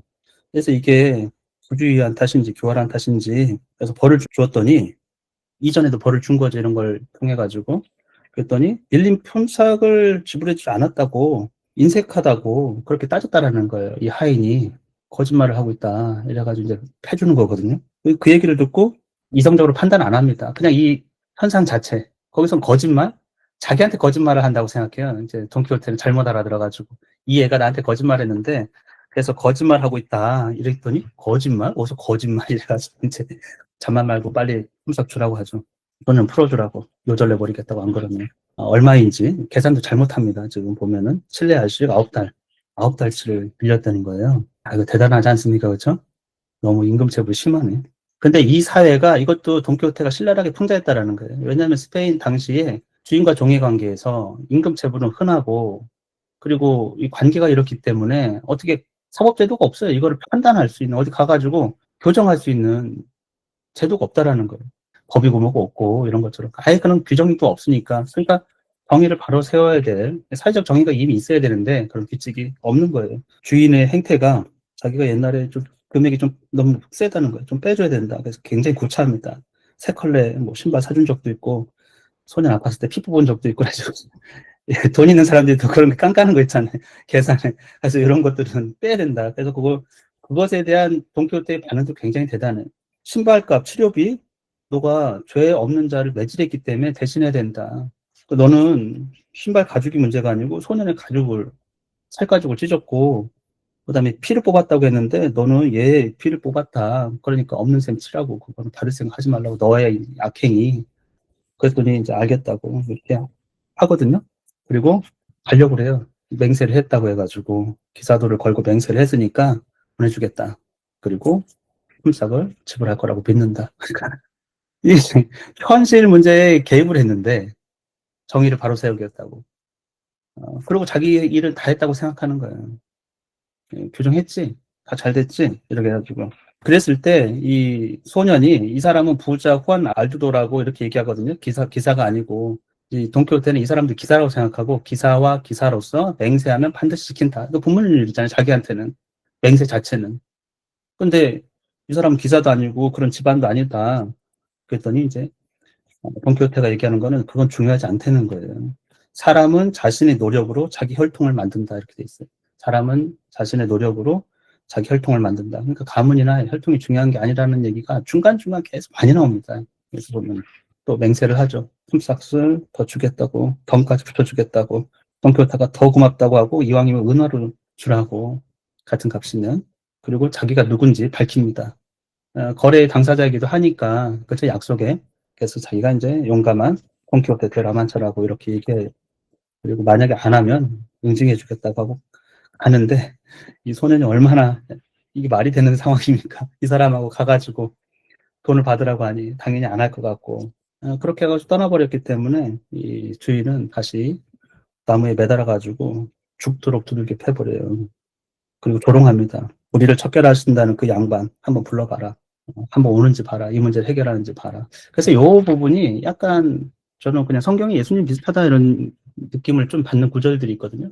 네가 신이라고 하면 이런 걸 해봐. 너를 구원해봐. 이렇게 조롱하는 것들이 있어요. 그런 것처럼 계속 조롱하죠. 그 양반이 뭐 불의를 척결한다고 한번 불러봐. 문제 해결하는지 해결 못하죠. 그래서 엄청 얻어맞습니다. 근데 죽이지는 않아요. 그리고 돌려보내는데 울면서 갑니다. 농부는 비웃었다고 되어 있어요. 그 주인은. 사실 명확한 잘못은 우리가 여기 진위 여부는 중요하진 않잖아요. 그렇죠? 이 아이가 거짓말했을 리는 없고 어떻게 보면은 목숨 걸고 얘기를 한 거죠. 근데 자기를 보호해주진 않았고, 그 사람이. 끝까지 책임지진 않았어요. 개입을 했는데, 끝까지 책임지진 않았고. 그래서 이게 현실에 대한 무지거든요. 현실에 대한 무지와 무책임. 이게 이제 선한 의도하고 만나면 어떤 일이 벌어지는가. 무지막지한 일이 벌어질 수 있다라는 거예요. 이런 일이 지금도 많이 일어납니다. 정신승리하는 거고. 실제로 돈키호테는 이런 식으로 불의를 잡아갔다고 돼 있어요. 그리고 자기 만족을 엄청 합니다. 이게 완전 또 승리예요. 이 사건에 대해서 매우 만족해 했어요. 그리고 아주 잔인하게 자행되는 가장 나쁜 그릇된 부조리를 해결했다. 그리고 어린 소년을 매질하는 그 무자비한 원수의 손에서 채찍을 빼앗았다. 이런 식으로 자기 만족. 그러면 이게 참 여러분이 돈키호테의 행위에 대해서 어떻게 생각하는지 모르겠지만 일종의 사회 시스템에 대한 부재, 사회 정의를 실현할 수 없는 이 모순, 이런 거, 사회가 실패하고 있는 거죠. 그런 것에 대한 이제 고발이기도 하고, 그러니까 현실을 모르고 그냥 이념과 옳다는 그런 거를 통해 가지고 현실을 개선하려고 하면 사회적 약자는 훨씬 더 공경에 빠진다. 이 스페인 사회가 그런 거랑 비슷해요. 종교라는 이념으로 인해 가지고 하는 거를 지배하고 있었거든요. 그러니까 그러면 현실의 문제가 해결이 되느냐? 그러면 전혀 그렇지 않다라는 거예요. 일단은 현실의 문제를 해결하고 싶으면 현실을 더 냉철하게 잘 알아야 되거든요. 그런 거 무시할 수 있는 게 아니고. 그리고 여기서 또 하나 문제는 돈키호테는 이 소년에 대한 연민이 없어요. 오히려 더 행복한 거야. 내가 일을 하니까. 내가 해결할 일이 하나 생겼네. 뭐 이러면서 어떻게 보면은 이제 좀 교만하고 거만한 거죠. 이마일쯤 가다가 무리를 만나죠. 톨레도 상인들을 만나거든요. 6사람이라고 돼 있고 마레탄 하인이 4이 있고 노세모리 소년들이 3이 있고 이렇게 하여튼 무리를 만나게 되는데 느닷없이 길을 딱 막아서 가지고 멈추시오. 아름다운 라만차이 왕 후 돌시나 될 토보소보다 더 아름다운 여인은 없다고 맹세하시오. 완전 뜬금없는 얘기예요. 갑자기 맹세하라고. 그러니까 사실 맹세하면 될 일이긴 한데 그랬더니 이게 뭐야. 기묘한 화상을 보고 몰골 하는 말 들어봐서 미친 자라는 걸 알았어요. 사람들이. 그래서 이제 장난을 칩니다. 똑같아요. 미친 자인 걸 알면 대부분 첫 번째 반응은 이제 조롱을 하는 거죠. 그분을 좀 보여주십시오. 얼마나 이쁜지 가장 아름답다고 했으니. 여기서도 또 대단한 말을 합니다. 그대들에게 그분을 보여준다면 무슨 고백의 의미가 있냐는 거예요. 이적을 베풀어 주세요. 기적을 베풀어 주세요. 그렇게 해가지고 나를 믿는 거, 그게 무슨 의미가 있냐 이거죠. 보지 않고 믿는 것이 진정한 믿음이다. 이런 거랑 비슷하게 들려요. 그러니까 보지 않고 가장 아름다운 여인이라고 맹세야 그 맹세의 의미가 있지. 이성적으로 생각하고 다 확인하고 나서 뭐 한다라는 거는 그냥 객관적 사실이니까 그건 아무 의미가 없다라는 식의 얘기를 하고 있는 거죠. 그냥 맹세하고 받아들여라 이렇게 얘기합니다. 그러면서 덤비라고 얘기를 해요. 여기까지 계속 승리를 했기 때문에 자기들은 양심의 가책도 있고 이제 놀리는 거죠. 사실 다른 이제 자기들이 더 아름다운 여인들이 있고 귀족들이 있으니까. 그래서 한쪽 눈이 애꾸이고 뭐 피고름이 한쪽에서는 흘러내리고 이래도 원하시는 대로 맹세할 겁니다. 그러니까 보여주세요. 이런 식으로 그러니까 놀리는 거거든요, 사실은. 그랬더니 돈키호테가 분노에 차가지고 모욕했다라는 거죠. 가장 아름다운 자기의 이상향의 여인을 불경스럽게 말았다고. 그래서 이제 붙으려고 달려가는데 일단 쪽수가 안 되잖아요. 물론 이제 무기가 있으니까. 근데 로신한테가 넘어져 버렸어요. 말에서 떨어져가지고 굴러 떨어집니다. 그랬더니 이제 그 중에서 노세모리꾼 가장 하층민이죠. 이 중 무리 중에서 아마 가장 신분이 낮은 자가 아마 이제 서열이 이렇게 딱 보면 그런 게 있겠죠. 그래서 노세모리꾼이 와가지고 창을 조각내고 그걸로 무진장 두들겨 팹니다. 묵사발을 만들어 버렸어요. 돈키호테를 무진장 매질해가지고. 근데 이분 한시 쉬지도 않습니다. 그들을 향해서 으름장 내놓고 좀 하늘 원망하기도 하지만 그리고 이런 불행은 의뢰 일어나는 거다. 자기 변명을 하고 있죠. 감수하겠다는 뜻으로. 그리고 실수는 말이 한 거니까 자기 변명을 해요. 내가 뭐 기사로서 치욕적인 일은 아니다 이런 거죠. 불가결한 일이다. 그리고 이런 일은 일어날 수 있다. 이런 식으로 생각합니다. 1차 원정은 그러면 실패입니까? 성공입니까? 이게 집에 오는 길에. 갈 때까지는 여인숙에서는 여관에서까지는 엄청 성공했거든요. 막 서빙 받고 말.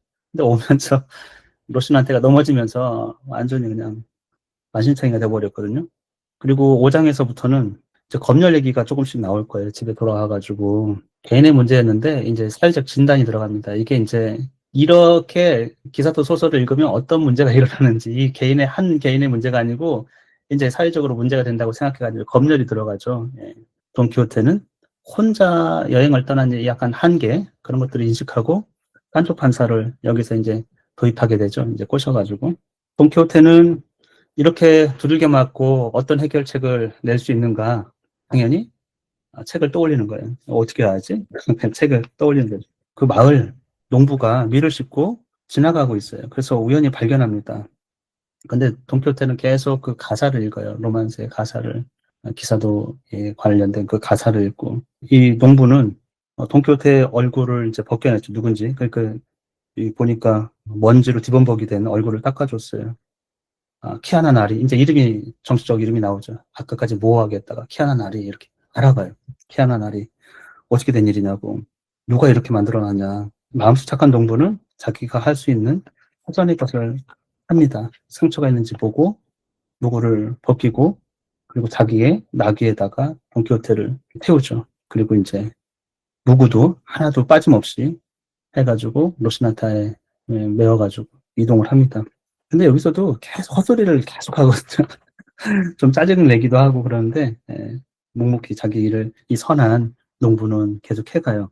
돈키호테는 입을 다물지도 않았다고 돼 있어요. 여기도 자기 정체성을 계속 바꾸는데 이야기 속의 인물들로. 근데 당신은 신망 있는 이웃 어른 키아나님이라고 이렇게 얘기를 하거든요. 그러니까 돈키호테가 이렇게 미치기 전까지는 굉장히 존경받는 인물인 거예요, 마을에서.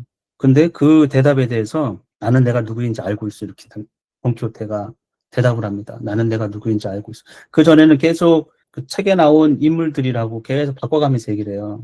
자기가 딱 하나가 아니고 책 전체에서 이 상황에 맞게 자기 그냥 투사하는 거예요, 인물이.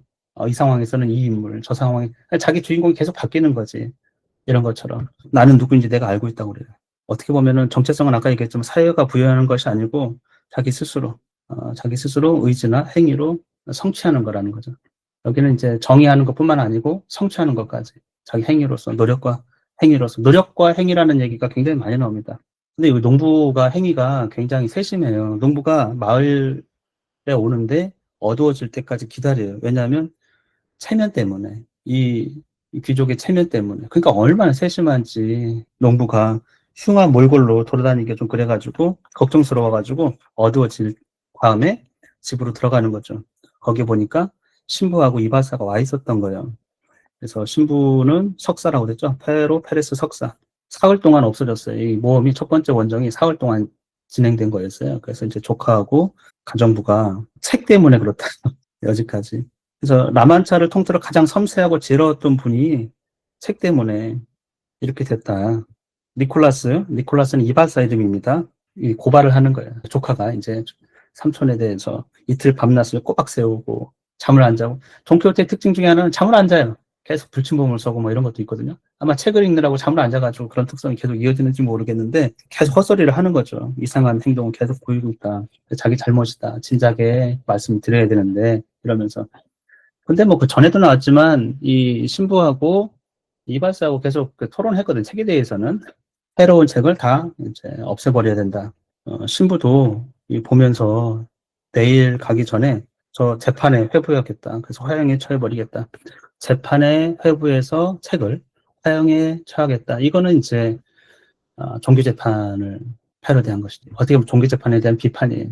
책에 대한 거지만 그 형태를 보면은 왜냐하면 재판을 회부하고 화형시키겠다 하는 거는 종교재판이죠. 사실 어떻게 보면. 그래서 이제 들어가서 침대에 앉히고 모두 놀래겠죠. 예, 살펴보고 이제 피는 안 흘리는데 온갖 이제 멍투성이겠죠. 어떻게 됐냐 물어보니까 자기가 세상에서 볼 수 있는 가장 거대하고 사나운 거인 10명과 싸우다가 로신한테가 넘어지는 바람에 엉망이 되었다고. 지금 자기에게 가장 급한 것은 먹을 것을 가져다 주고 감수할 수 있도록 내버려 달라고 이렇게 얘기하고 있어요. 사람들이 이제 궁금하지만 돈키호테가 지금 너무 지치고 힘들고 그래가지고 먹을 거 하고 이제 잠을 잘 수 있게 해달라고 그렇게 얘기하고 있어요. 6장입니다. 6장에서는 그 유명한 종교 재판을 풍자한 책 검열 장면들이 나오는데요. 검열하는 과정에서 보면은 이 가정부하고 조카딸은 마법과 미신 이런 것들에 의존하고 있어요. 이성이 아니죠. 어떻게 보면은. 그래서 검토 자체도 불필요하다고 생각하고 잘 보시면 이들이 정상인이거든요. 정상인의 반응이 두 가지란 말이죠. 하나는 마법과 미신 못 배운 자들 생각이고 두 번째는 이제 이성적 검열. 신부하고 이발사는 이성적 검열을 통해서 이성을 통한 잣대를 통해서 해석을 하려고 그래요. 두 가지가 다 돈키호테보다 더 미친 것 같은, 그러니까 구별이 안 돼요. 돈키호테의 미친 짓과 광증과 이들의 광증이. 왜냐하면 조카딸하고 가정부는 실제로 책 속의 내용이 사실은 아니더라도 책이 그런 정도의 마법 같은 영향을 미친다고 생각해요. 그래서 사람을 미치게 만들었고 영적으로 타락시키고 이런 생각을 하고 있어요. 그러니까 돈키호테하고 별반 다른 게 없는 거예요. 보통 사람들도. 그리고 또 하나는 이성적 검열을 하잖아요. 이걸 다 불태우지 않고 판별을 하겠다고 생각하는데, 근데 이것도 굉장히 이상한 게 내용을 보지 않습니다. 종교적 잣대나 내용을 보는 게 아니고 미적 가치를 봐요. 이게 뭐 문체라든지 뭐 다른 형태, 그러니까 문학 비평을 근현대적으로 세련되게 한다. 그리고 이들도 엄청나게 많은 책을 읽어서 그걸 평가할 수 있을 정도, 특히 신부님 같은 경우에는 결과적으로는 가장 비이성적인, 왜냐하면 그 행위를 통해서 이 책들에게는 전혀 문제가 없다라는 것을 세르반테스는 반증하고 있는 거예요. 왜? 그 신부님도 이발사도 그 책을 다 읽었기 때문에, 그 내용을 다 알고 있기 때문에. 그런데 그들은 정상적 행위를 하거든요, 실체적 삶에서는. 그래서 그 결과로 가장 비이성적인 종교 재판을 하고 있다는 거예요. 그러니까 종교 재판을 주도를 하고 있습니다. 그래서 그 내용을 한번 살펴보시죠. 돈키호테가 이제 잠이 들었어요. 그리고 조카딸하고 신부는, 모든 사람들은 사실은 이제 이 모든 불행의 원인이 이제 책이다. 그래서 책을 불태우려고 합니다. 책방에 가보니까 100권도 넘어요. 작은 책들도 있고 훌륭한 책들도 있고. 가정부는 물 뿌리개를 가져와서 이제 물을 뿌리죠. 성수라고 해서 정화의식을 하게 되는 거예요. 마법사 중 한 놈이라도 나타나가지고 화를 내서 우리한테 마법을 걸면 큰일이다. 그러니까 이 정상적인 사람의 사고방식도 거의 정상이 아닌 것이죠. 아마 세르반테스가 볼 때 민중들이 이런 미신적 사고, 그러니까 종교하고 이제 뭐 이런 미신적 사고가 결합되어 있을 거예요. 근데 이제 신부는 그것을 약간 이제 웃습니다. 너무 이제 소박하고 순진한 생각 때문에. 그래서 혹시 불에 태우지 않아도 될 만한 책이 있는지 모르니까 확인해보고 검열을 하겠다라는 것이죠. 그래서 책을 넘겨라고 이렇게 부탁을 해요. 그랬더니 조카딸은 한 권이라도 살려둘 필요가 없다. 용서할 필요가 없다. 다 태워야 된다고 생각해요. 가정부도 마찬가지입니다. 그런데 신부는 이성적 판단을 하는 거죠. 책 제목도 잃지 않고 그렇게 할 수는 없다. 이렇게 얘기를 하고 있는 거예요. 그러니까 여러분이 종교재판이나 검열 같은 걸 보면은 참 이상하죠. 그들이 판단할 수 있다고 생각하는 거예요. 어떤 기준을 가지고. 그게 이성적이라고 생각하는 것이고, 그런 행위 자체가 문제가 되는 거죠. 지금 보면은 일종의 미치지 않고서야 그런 일을 할 수 있겠습니까? 근데 첫 책이 아마디스 대 가울라라는 책이거든요. 이건 뭐 굉장한 책이죠. 가장 대표적인 기사 소설인데, 이거 악독한 이단이다, 이게 이제 용서 없이 화형을 시켜야 된다. 첫 반응은 이렇습니다. 그런데 이발사가 반론을 제기해요. 이런 유의 책들 중에서 가장 잘 썼다. 그래서 그 공적 인정해서 용서해 줘야 된다. 그랬더니 용서를 해줍니다. 이것도 굉장히 코미디 같은 장면이죠. 뭔가 기준이 모호한 것이고, 기사소설을 읽어서 광증에 시달렸는데 기사소설이 대표적이고 가장 영향을 많이 준 책은 살려줍니다. 이런 방식으로 이발사하고 신부가 이 화형식을, 책의 화형식이죠, 종교재판을 하는 일종의, 그런데 아무런 뭐 기준이 없어요. 객관적 기준이 없고 다 주관적 인식을 가지고 그렇게 하고 있는 것이죠. 제가 상세하게 이 책들에 대해서 다 이야기하지는 않고 대표적인 책들, 이것을 어떻게 평가했는지, 판결 근거가 무엇인지를 좀 살펴보도록 할게요. 아마디스 대 가울라는 구원됐죠. 보류되었어요. 이 책은 화형에 처하려다가 남겨두었습니다. 예술적 가치가 조금 있다라는 거예요. 플로리모르테 대 아르카니아 이렇게 돼 있어서 이 책은 딱딱하고 건조한 문체 때문에 화형 선고를 받습니다. 그러니까 내용이 아니죠, 이것도. 문체 유려함, 명료성, 이런 것들을 본 것이고, 그 다음에 돈 올리반테 데 라우라라는 책은 소각해버립니다. 터무니없고 오만하다, 뭐 그런 식으로. 터무니없다라는 거는 개연성이, 소설로서 작품으로서 현실 개연성이 조금 없다. 세르반테스가 이렇게 문학 비평을 한다는 것도 놀랍습니다. 그래서 소각을 해버리죠. 에스플란디안, 이 책은 아마디스 대 가울라의 아들 이야기인데도 이제 아버지의 선함을 아들이 구할 수 없다 이렇게 해가지고 화형시켜버리죠. 기사도의 거울, 이것은 보류합니다. 이탈리아로 된 원본과 번역본 사이에서 번역의 문제를 좀 제기하거든요. 번역은 원래 가치를 좀 잃게 만든다, 이런 주장을 했었죠. 번역의 한계를 약간 얘기하는 문학 비평을 하게 되고, 그 다음에 십자가의 기사는 겉에 보면 성스러운 이야기잖아요. 십자가의 기사인데 읽어보지도 않고 십자가 뒤에 악마가 숨어있다, 이런 격언을 떠올리면서 그냥 소각해버립니다. 이것도 내용을 보는 게 아니죠. 그리고 또 하나의 패러디예요. 왜냐하면 십자가의 기사는 기사도 소설 중에서 가장 경건해 보이는 타이틀을 갖고 있는데, 이거는 가차없이 소각해 버리거든요. 이게 좀 거꾸로 된 거 아닌가 이런 생각이 좀 들 정도입니다. 잉글라테라의 팔메린 이 책은 구원을 받습니다. 이 자체로서 매우 훌륭하고 대화가 정중하고 명료하다 이런 뜻으로 인물 묘사가 또 뛰어나다 이렇게 이제 문학 비평을 하고 있어요. 세르반테스가. 그래서 내용과는 상관없는 거지 예술성을 보는 것이고 또 여러 가지 시들이 있었습니다. 시. 그래서 시는 기사 소설이 아니기 때문에 구원을 하려고 그래요. 근데 조카 딸이 와가지고 더 두려워해요. 삼촌이 시인이 되는 것. 그걸 굉장히 두려워합니다. 시인이라면 이제 당신의 목가 소설이나 목가 시 이런 것들이 유행했기 때문에 목동이 되고 시인이 되는 거 아주 세상에서 쓸모없는 일이에요. 그거는 기사보다 더 훨씬 병증이 심한 것이라고 얘기를 하거든요. 그래서 여러 가지 시 이런 것들이 이제 포각이 됩니다. 그래서 여기도 기준은 세상에 쓸모 있는가 이런 것들이에요. 지금도 우리 자녀들이 시인이 된다고 하면은 엄청 두려워할 거 아니에요. 그죠? 그런 거랑 비슷합니다. 그래서 여기 5장에서의 이야기는 가만히 보면은 약간 코미디 같고 검열 기준이 없고 그리고 누가 더 광증에 시달리는지 경계가 불분명한 일부러 거의 모든 영역에서 경계가 사라지고 있어요. 현실과 이상, 또 책과 현실, 또 정상인과 비정상인 이런 것에 관해서 가만히 보면 그 경계가 흐릿하다. 무너지고 있다. 일부러 그런 것이겠죠. 그 중에서도 굉장히 좀 색다른 부분이 있어요. 106쪽에 보면은 어떤 책을 남겨주는데 시집 중에서 뭐 내 친구니까 남겨주고 잘 봐주기로 한다. 그리고 어떤 저자는 나하고 절친한 사이다. 그래서 남겨둡니다. 근데 작가 자신이 나와요.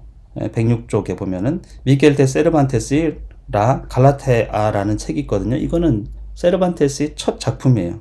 목가 소설이거든요. 그래서 그거를 비평합니다. 자기 작품을 진짜 비평을 하고 있어요. 그러니까 허구적 인물을 통해 가지고 실제 문학을 비평하는 굉장히 이상한 장면인데, 그러니까 이것이 세르반테스의 돈키호테가 근대 소설이라는 장르, 그리고 굉장한 실험. 이전에는 이런 방법들이, 이런 기술 방법들이 사용되지 않았죠. 문학 작품에서. 그러면서 그 세르반테스라는 작가는 나하고 오래전부터 알았다. 친구 사이라는 거죠. 그리고 그 친구는 시보다는 불행에 더 익숙한 사람이다라는 거예요. 기발한 생각들이 어느 정도 있다, 이 책에는. 하지만 시작해놓고 결론이 없단 말이다. 고칠 것을 고치면 지금은 안 되지만 장차 우리 총애를 받을지도 모르지. 그러면서 자네 방에다가 가둬 놓으시게 이렇게 합니다. 그러니까 자기 작품에 대해서 자기가 셀프 비판을 하고 그걸 또 수용해요. 대중의 어떤 반응을 수용하는 것이죠.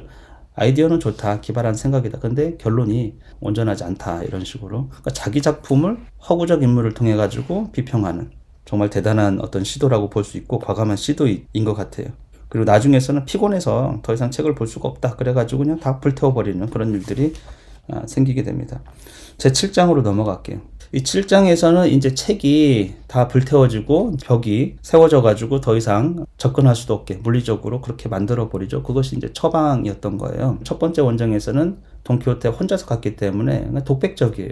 여기서부터는 누가 나오느냐? 산초 판사가 나와요. 그러니까 산초 판사의 등장이 이제 7장부터 나오게 되는데, 굉장한 인류 역사의 가장 위대한 2인조, 가장 웃긴 2인조가 탄생하는 것이고, 그 둘 간의 대화, 이제 독백이 아니죠. 그 둘 간의 대화가 아주 맞들어집니다. 이상주의의 광기, 돈키호테죠. 또 하나는 물질주의의 광기. 산초 판사가 현실적인 인물인가 보면은 이게 섞여 있어요. 이 사람이 환상 세계에 빠져 있는 것 같은데, 딱 하나의 특징이라고 하면 물질주의예요. 물질에 대한 어떤 욕구, 신분 상승에 대한 욕구. 이거 굉장히 큰 인물이고, 그래서 산초가 바보냐 아니면 굉장히 영악한 사람이냐, 자기 이익을 위해서 돈키호테를 활용하는 것이냐, 이런 문제가 제기되는데 영리한 바보라고 합니다. 산초는 영리한 바보. 한편에서는 굉장히 지혜로운 얘기를 많이 해요. 현자 같은 측면이 있고 바보 같은 측면이 있고 또 순진한 사람 같아요. 근데 또 한편으로는 굉장히 계산적인 사람이에요. 자기 이익에 대해서. 그런 방식으로 한 캐릭터에 대해서도 어떻게 우리가 특정하기가 굉장히 어려운, 이분법적으로 보면 명확한 어떤 개념들이 이 캐릭터 안에서는 다 모호하다라는 거예요. 그래서 세르반테스는 거의 모든 것이 경계를 가만히 들여다보면은 경계가 모호해요. 사실은 지금 우리가 과학 시대에 살고 있는 우리 입장에서는 생명과 무생물, 이것의 차이가 굉장히 모호하다는 걸 알고 있어요. 그 무엇에도 우리가 정의를 내리는 순간 그것과 그렇지 않은 것 사이에 굉장히 경계가 모호하다. 뭐 그런 거랑 굉장히 비슷하다라는 생각이 좀 들어요. 돈키호테는 그 믿음 철저하거든요.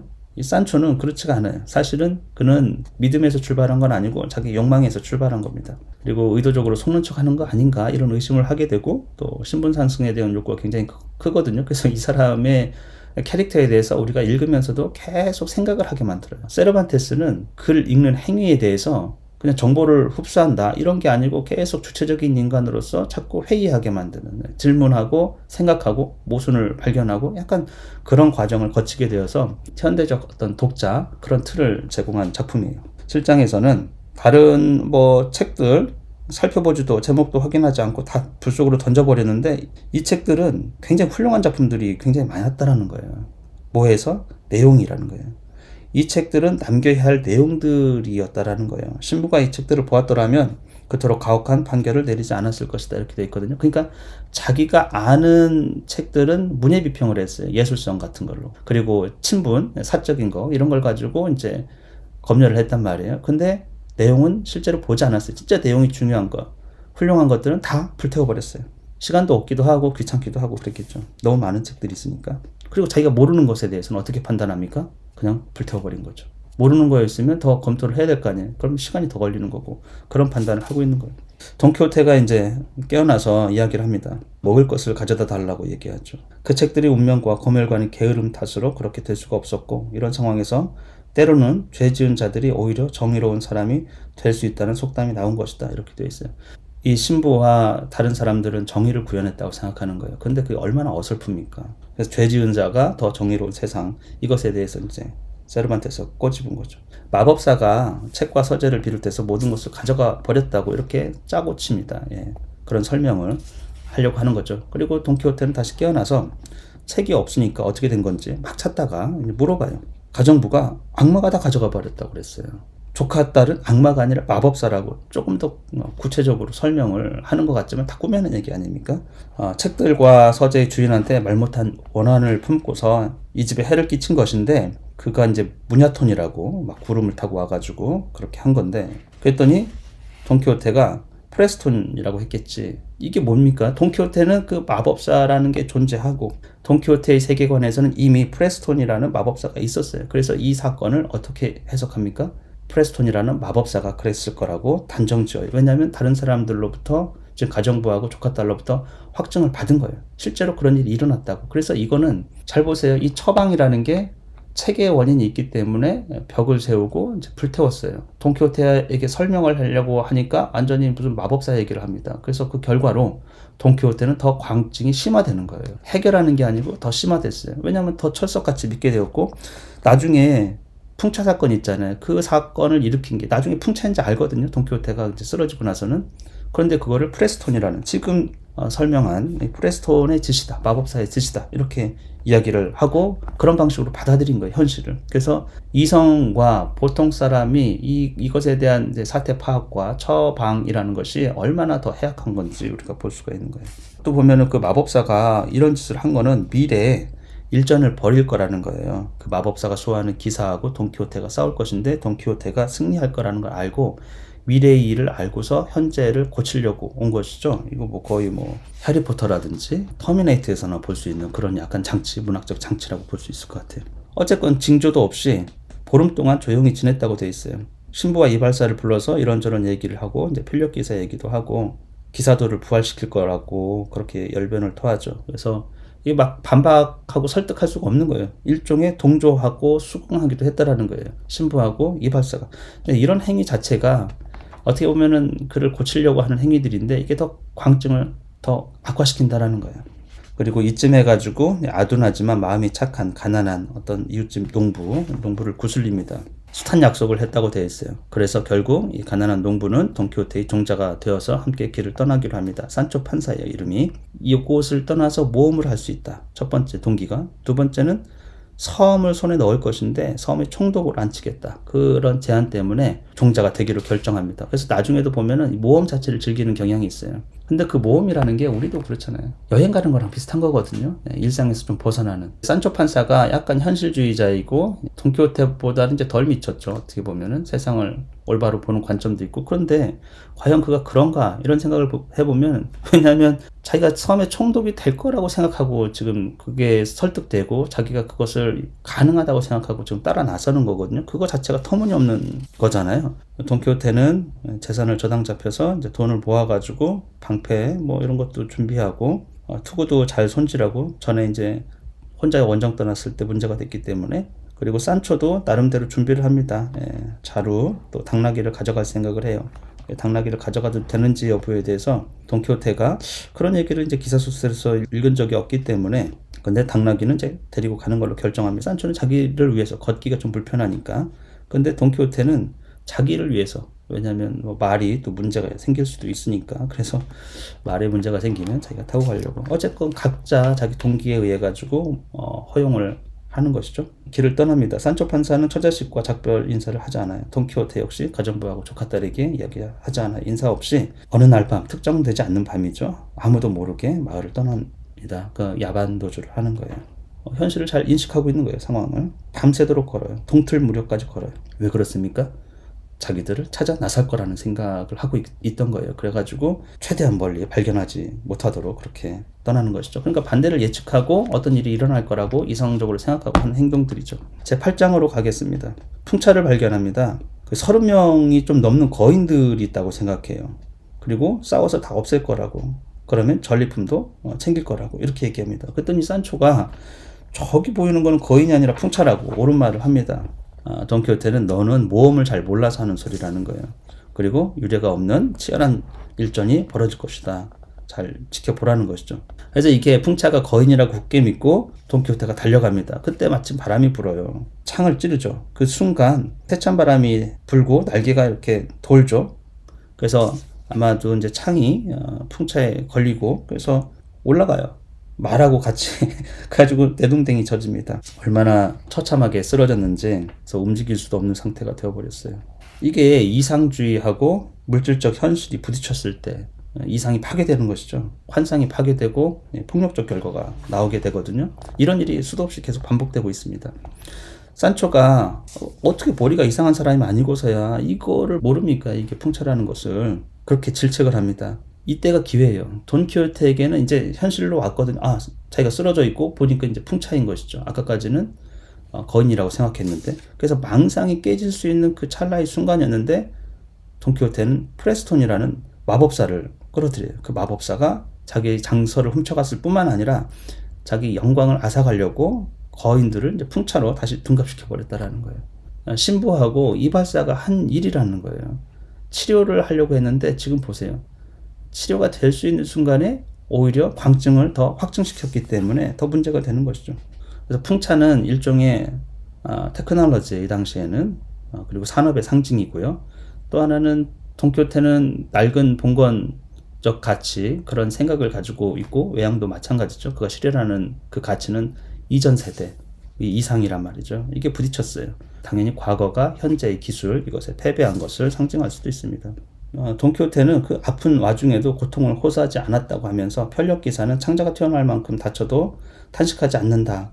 그래서 산초 판사가 그걸 받고서 편력기사를 따르는 종자는 그걸 본받아서 아무런 불평도 해서는 안 된다, 이렇게 하는 거는 말이 안 된다라는 거예요. 자기는 고통을 호소할 거라는 거죠.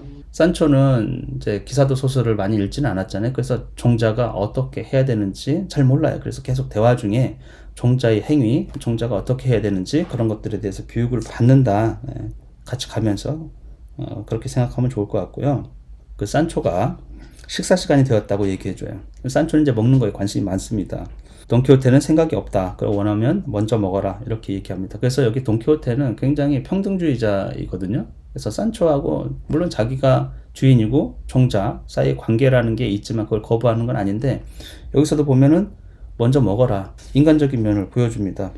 나중에 그 목동들을 만날 때도 산초가 사실 그 목동 무리에 끼려고 안 해요. 주인 자리 옆에 앉지 않으려고 하거든요. 그때 앉으라고 그래요. 같이 앉아서 평등하게 앉아서 먹고 마시자, 이런 얘기를 하고 있거든요. 세르반테스는 작품 전체를 통해서 이 인간 사이의 차별, 구별, 사회적으로 규정된 그런 것들을 이제 약간 거부하는 그런 것들이 인간의 삶을 즐겁거나 풍요하게 만들지 않는다, 이런 생각을 좀 하고 있는 것 같아요.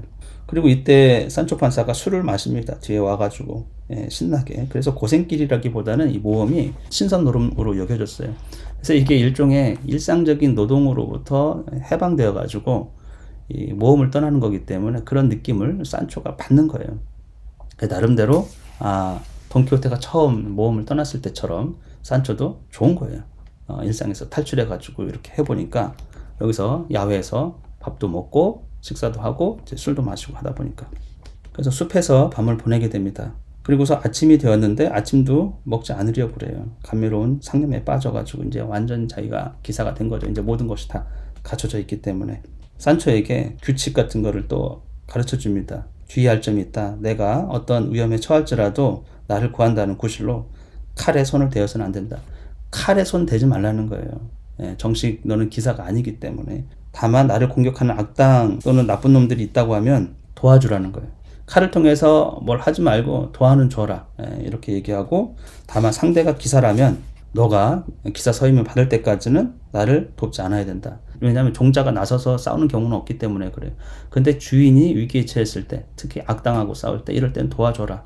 그리고 세 번째, 기사 대 기사로 싸운다. 그럴 때는 너는 개입하지 말라는 거예요. 도와주지 말라는 거예요. 그건 규칙 위반이기 때문에. 그래서 이제 규율을 하나씩 가르쳐 주고 있는 것이죠.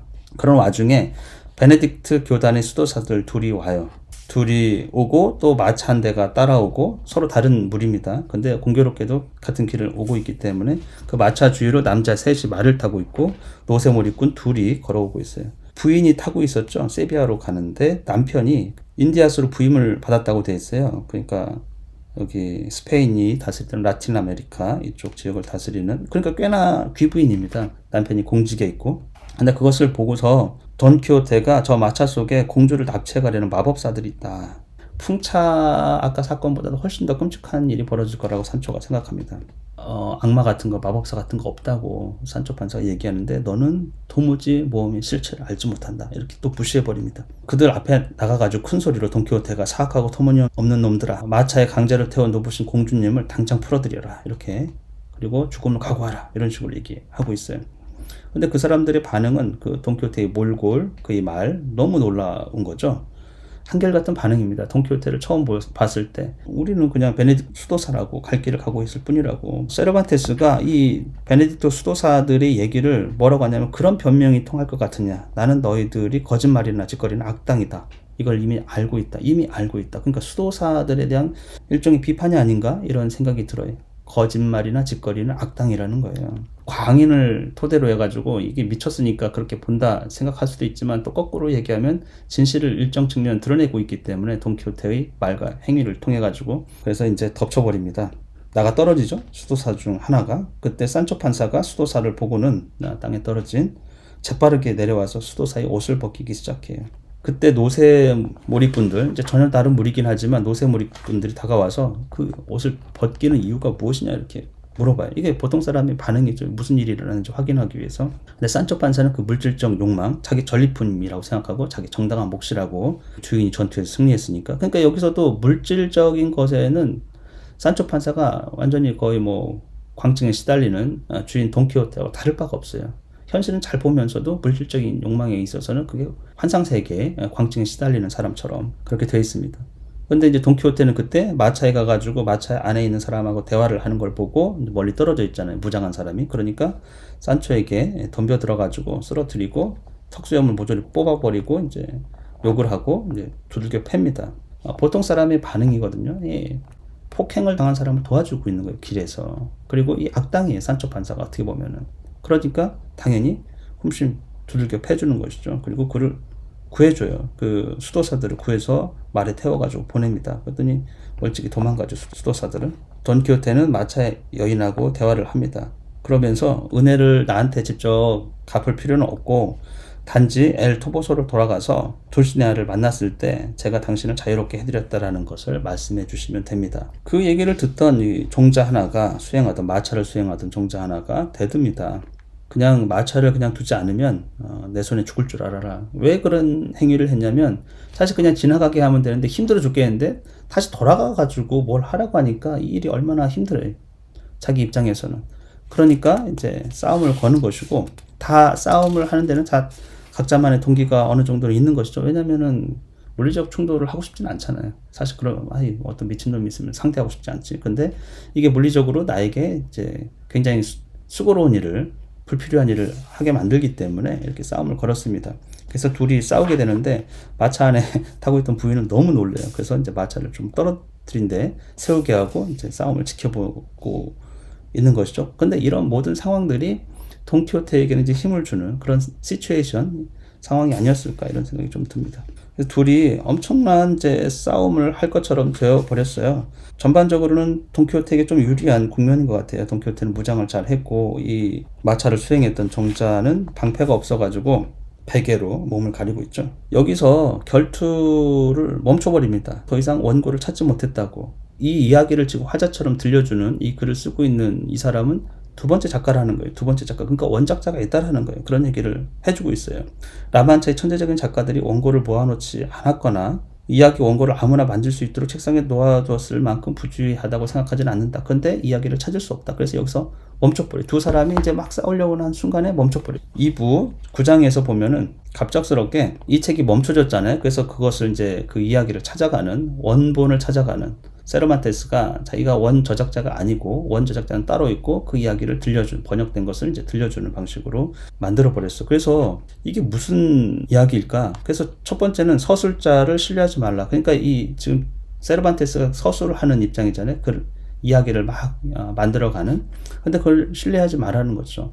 비판적으로 읽으라는 거죠. 계속 우리에게 그런 의문을 줍니다. 또 하나는 출처를 의심하라는 거예요. 원 저작자도 아랍 역사가라고 되어 있거든요. 그러니까 출처가 있는 것처럼 진짜 이야기가 그렇게 해서 구한 것처럼 되어 있지만 그 원 저작자는 또 믿을 수 없는 무어인이란 말이죠. 그래서 출처를 의심하게 되고 또 하나는 진실은 하나가 아니라는 거예요. 그러니까 이분법적 사고를 세르반테스는 좀 거리감을 두는 것 같아요. 진실은 하나가 아니고 여러 목소리들이 결합된 것이다. 원래 기록이 있고 그걸 번역자가 있고 편집해가지고 들려주는 사람이 있고 그런 구조로 만들어놨어요. 그 원저작자를 이제 시데 아메테 베냉헬리라고 되어 있거든요. 아랍인이에요. 아랍인. 신뢰성을 주는 장치인데 실제로 있었던 역사이다 이렇게 얘기를 하는데 근데 그 텍스트 자체의 신뢰성에 의문을 제기하게 만드는 늘 이런 방식이죠. 왜? 스스로 생각하라는 거. 또 하나는 검열을 좀 회피하려고 하는 그런 것들도 있었던 것 같아요. 그래서 역사적 실체다 이렇게 이제 이야기를 만들어갔지만 허구적 이야기죠. 꾸며낸 이야기이기 때문에 진실과 거짓의 경계를 좀 허물고 있습니다. 독자로서도 이야기를 읽다 말고 갑자기 중단되었기 때문에 좀 당혹스러운 장면이거든요. 그래서 갑자기 이 책에 대한 이 책이 어떻게 나왔는지를 설명해 주고 있는 거예요. 독자들에게. 그래서 독자들에게 작가나 편집자의 입장을 소개하는 이 책이 어떻게 나왔는지 그런 것들로 끌어들입니다. 그러니까 독자의 경험을 조금 더 다양하게 해준다고 할까? 다른 경험을 우리에게 제공하고 있는 것이거든요. 자기도 이제 기쁨이 불만으로 바뀌었다라는 것이에요. 조금 읽고 이야기가 중단됐기 때문에. 그리고 이게 전무후무한 이런 일을 기록할 만한 현자가 없었다. 우리가 이제 여러분이 어떤 과거의 책, 성경 같은 것도 보면은 너무나 디테일하잖아요. 그 옆에서 누군가 보고 그 대사를 직접 쓰고 그 생각을 물어서 쓰고 한 것처럼 기록되어 있단 말이죠. 그래서 편력기사 옆에는 늘 현자 한두 명 있어가지고 그 모든 행적을 다 서술하는 그런 거라고 생각한 거예요. 한치 숨김도 없이 유치한 행동까지도 다 묘사를 사소한 것도 이렇게 했는데 어떻게 돈키호테와 같은 위대한 기사 옆에 그런 현자가 없어가지고 기록이 이렇게 남지 않았는가. 그 의문에 대해서 그 모든 것이 시간의 흐름에 따라서 이야기를 감추거나 없애는 그 시간의 사악함 때문이라고도 생각한 거예요. 시간이 조금 흘러가지고 잊혀진 거 아닌가 이런 생각도 좀 하고 있는 거죠. 그럼에도 불구하고 돈키호테 이야기가 역시 최근에 일어난 일로서 비록 기록되지는 않았더라도 마을 사람들과 이웃 사람들의 기억에 존재할 거라는 생각이 들었던 거예요. 그래서 돈키호테 라만차의 전 생애와 경이로움에 대한 진실을 있는 그대로 알고 싶은 욕망 더 혼란스러워졌습니다. 그러니까 진실과 거짓 그리고 또 그런 기록이 어디 소문 이야기 말 전해지는 이야기 이런 게 있지 않을까 생각하고 있는 거예요.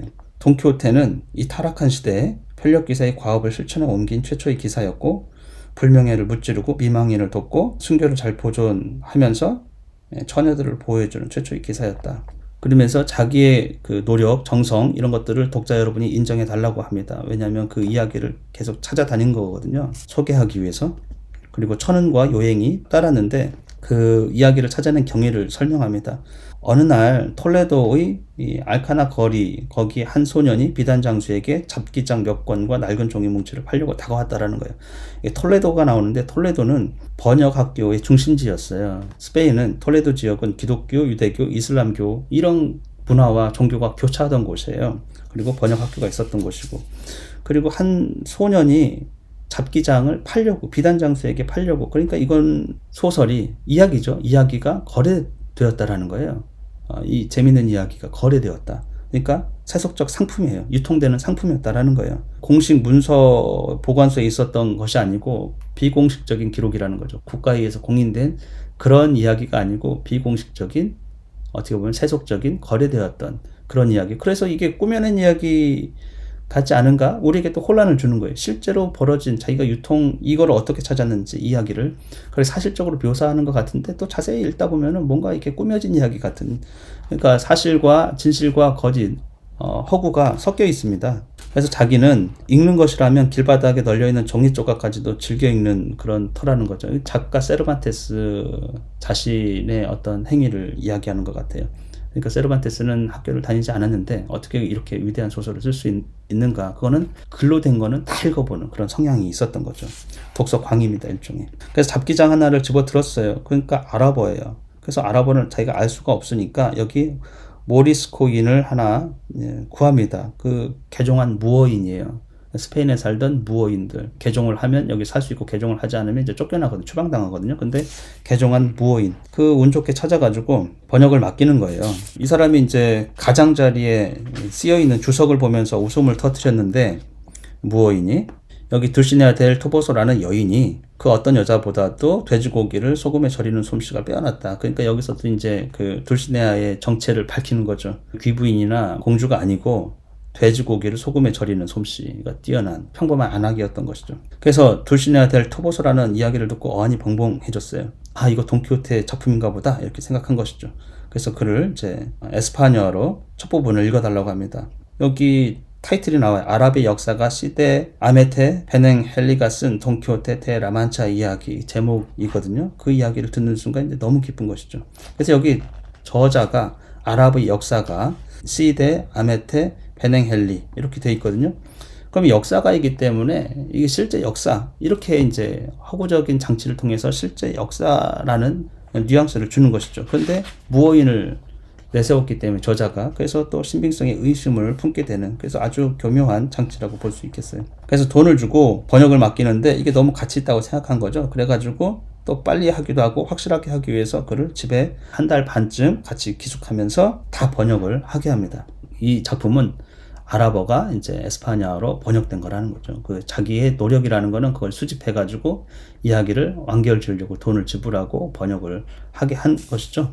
돈키호테와 아까 그 장면 있죠? 결투 장면. 그것이 사실적으로 그려져 있다. 그리고 로신한테에 대한 몹시 야이고 축 늘어졌으며 힘도 없고 피골이 상접한 듯, 그 메마른 데다 폐병이라도 걸린 듯 해 보였다라고 로신한테에 대해서 얘기했고, 산초에 대해서도 그림이 그려져 있는데 산초는 짝달막한 키에 배불뚝이, 다리는 또 얇았다 이렇게 묘사하고 있어요. 그러니까 원래 아랍어 원본이 있고 거기에 사파가 그려져 있고 그런 것들을 계속 이야기하면서 이게 역사적 사실과 진실이다. 그리고 나는 그걸 찾았다 시장에서, 그런 식으로 얘기를 하고 있어요. 그래서 진실성 여부에 대해서 굳이 문제 삼자고 하면 다른 것보다도 이제 작가가 아랍 사람이라는 것이죠. 아랍 사람들은 이제 천성적으로 거짓말을 하고 우리하고 천지 원수라는 거죠. 그 흠결이 이제 아랍 사람이 저자라는 건데, 그렇기 때문에 흠결이라고 하면 빠뜨린 부분이 있다라는 거예요. 그러니까 진실 자체를 의심하지는 말고, 그러니까 세부적으로 굉장히 많이 해야 되는데 암묵적으로 또는 의도적으로 침묵하고 지나가 버린 그런 것들이 있다라는 것이죠. 역사란 진실이 어머니이며 시간이 그림자이자 행위 축적이고 또한 과거의 증인, 현재의 본보기이자 반영, 미래에 대한 예고이다 이러면서 역사성을 조금 부여하고 있는 거예요. 둘 사이의 대결, 거기서 멈춰졌잖아요. 그 뒤에 이야기를 하게 됩니다. 비스카야인이 내리쳐서 돈키호테의 갑옷이 망가지죠. 상처는 크게 입지는 않았고 귀 반쪽이 날아가 버렸다고 되어 있는데 투구 상당 부분과 귀 반쪽, 이제 귀에 상처를 입고 돈키호테가 처참하게 땅으로 떨어집니다. 분노하고 두 손으로 칼을 쥐고 비스카야인에게 대항을 하고 내리치죠. 돈키호테 이제 반격이죠. 방패가 없었잖아요. 베개를 했기 때문에 상대인 코와 입과 귀에 이제 피가 흐르기 시작했다고 되어 있어요.